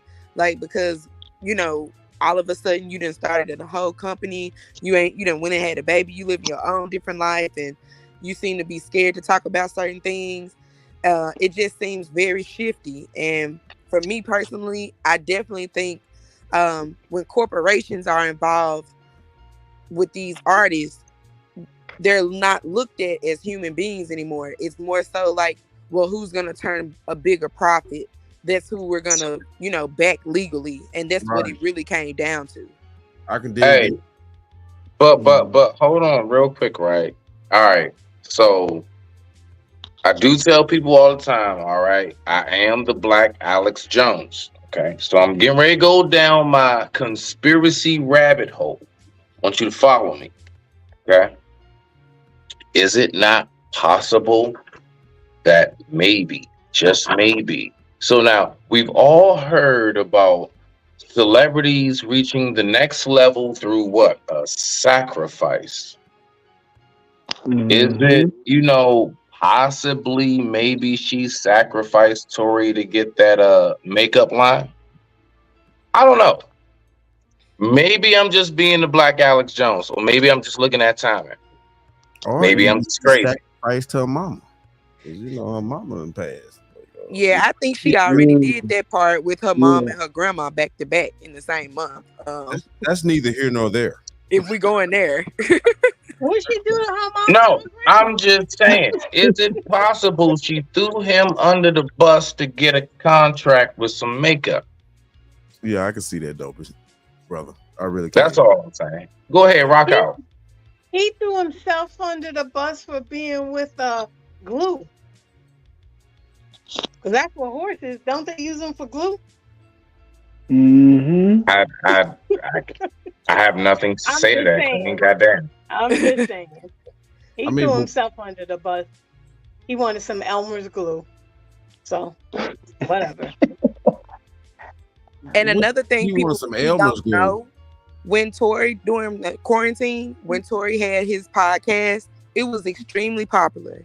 And he had came up with like a way to beat the music industry, and so artists could get their money and their due coinage, you know. A lot of people didn't like that. So they view him as a threat to the industry. And people Right. don't want to bring up that part. That just Right. gets swept What I under was the talking rug. about earlier when I met, you know what I'm saying, about, you know, he had came up with a way to do certain things. That's why I said it wasn't neither here nor there. I was trying to be subtle, but hey, though, put that shit on out there. Real talk. You doing, hey, that's what he did, though. For real, for real. For real. They had to shut him down. They had to shut him down. So I don't think he was set up. I think he just revealed his cards too far in advance. Like his ideas was too far in advance, and the industry wouldn't have been able to catch up to that. And so it would have impacted a lot of people's money. Like if you know this week, people that are signed to Universal Music Group, which is the top label in the world, basically, you know, their music is taken off of TikTok now. So all of those things factor in just so they can keep control of the money and, you know, those dividends and capital gains that come from those songs, because TikTok is, you know, getting more and more popular, and artists aren't getting paid for those songs that's on TikTok in the way that they should be. Artists ain't getting paid for the songs that come out on the label either. True, the way they should be. So he got caught up in the entanglement. Emotions, feelings got. Like I always said, watch, because every wick in the candle ain't as long as you think it is. And somebody got popped, and then here you go. And then they let him go and let him be the fall guy. This is just BS. You want to drive down that street, but you ain't ready to put them curves on the road. I tell you that. So watch what you do, because at the end of the day, it's going to come up and catch up with you, and that's what happened. Gotcha. All right. One listen. question real quick. So one question real quick to the panel. Does anybody in any form of fashion, I mean, I don't know, and listen, I swear I'm just asking, does anybody feel like any kind of way for Tory? Like you feel bad for him? As a black man? Do you feel bad for him as a black man? On a business aspect, I do. On a black man aspect, I really think that he should have been with the newfound knowledge he found, the way that he found it. I think he should have been more quiet about it, because I seen a video where he was, you know, ranting and raving with, you know, I found this and this and that. Yeah, you were talking too much. I think he should have been a little bit more quiet and moved a little bit more subtle. But, you know, I do kind of understand his plight to a degree. You know, of course, it was all, you know, basically set up to a way after he revealed, you know, that he knew he had new knowledge, basically. And yeah, like you said, they were gonna take him down. It is what it is. You know, Tory is maple syrup, right? Elaborate. He's Canadian. Oh, okay. Okay. So he making real syrup. Fuck him. He ain't us. He real glucose. Gonna get you diabetes. Who cares? I definitely feel like the love for Bill Cosby and R. Kelly is a little bit stronger than Tory Lanez, just because he's not American, but he's still one of us in a way because he's black, you know? I mean, I ain't gonna lie, that's the biggest damn problem. Not even going, sis, but that's the biggest fucking problem right there. We so quick to just accept every goddamn body. We so quick to give everybody a pass. That's why shit is all wishy-washy and infiltrated now. There's no tight ropes on our shit. There's no like airtight, sealed. Nah, you gotta go through what, who you, what. It's none of that. It's just, I mean, well, you know, he did make music that, you know, niggas like. So, I mean, fuck it, let him in. Nah, fuck him. He's not us. True. That's right. I don't know what we doing. And when he was saying a lot of that stuff in his songs and stuff. But at the end of the day, he joined that situation. He know what's going on because he put it in his music. He knew what was going on. And that lady was not shot. The video showed it. She was not shot. But anyway, whatever that thing is, I ain't gonna call it a lady. But whatever that thing is, at the end of the day, call Now him we pulling sad. the old Sierra transgender rumors out. Oh goodness. They got the video out there showing that, and her name is Megan Thee Stallion. They put the answers in your face. Stallion is an unclipped horse. Basically. Unclipped horse. So what woman would name herself Megan Thee Stallion? We tripping. So she was like, yo, at the end of the day, he's in Hollywood. He know what it is. He's seen it. He been around Jay-Z and them. He know what to do. He also put it in his song, so he know what comes with that. So at the end of the day, I feel sorry for him after taking that picture. I feel sorry for his mugshot, but other than that, everything else, I'm not hating on him or wishing no bad on him, but I hope he get his life together. Stop lighting matches and your lotion is gasoline, because you will burn. Simple. All right, listen. We have the 3 hour 33 minute mark. I am shutting this bad boy down. I will be back here tomorrow with the great Lola and the Black Files. All right. All I right. mean, I appreciate everybody for rocking out, man. Everybody for tuning in. Much love to everybody, man. Thank you all for popping up and showing up on the panel. I am Nisi. Thank you so much. Me and her will be back next Sunday on the Educational Soapbox. All right. Salute to Grace. You know what I mean? I know she has some phone complications, but she'll be definitely back on with us next weekend. As always, salute to Smitty as well. Salute to everybody that pulled up, man. Ruthless Truth, Reddy, Alan Taylor, Queen. Man, everybody that pulled up. Information, man. Thank you, Information Man, for pulling up, bro. Much love. You know what I mean? Everybody make sure you subscribe to the Information Man show. Ruby Doll. Man, everybody that pulled up, man. Thank you so much for pulling up. Definitely Mr. salute you all. Fantastic. Mr. Fantastic, yep. And with that, we are out.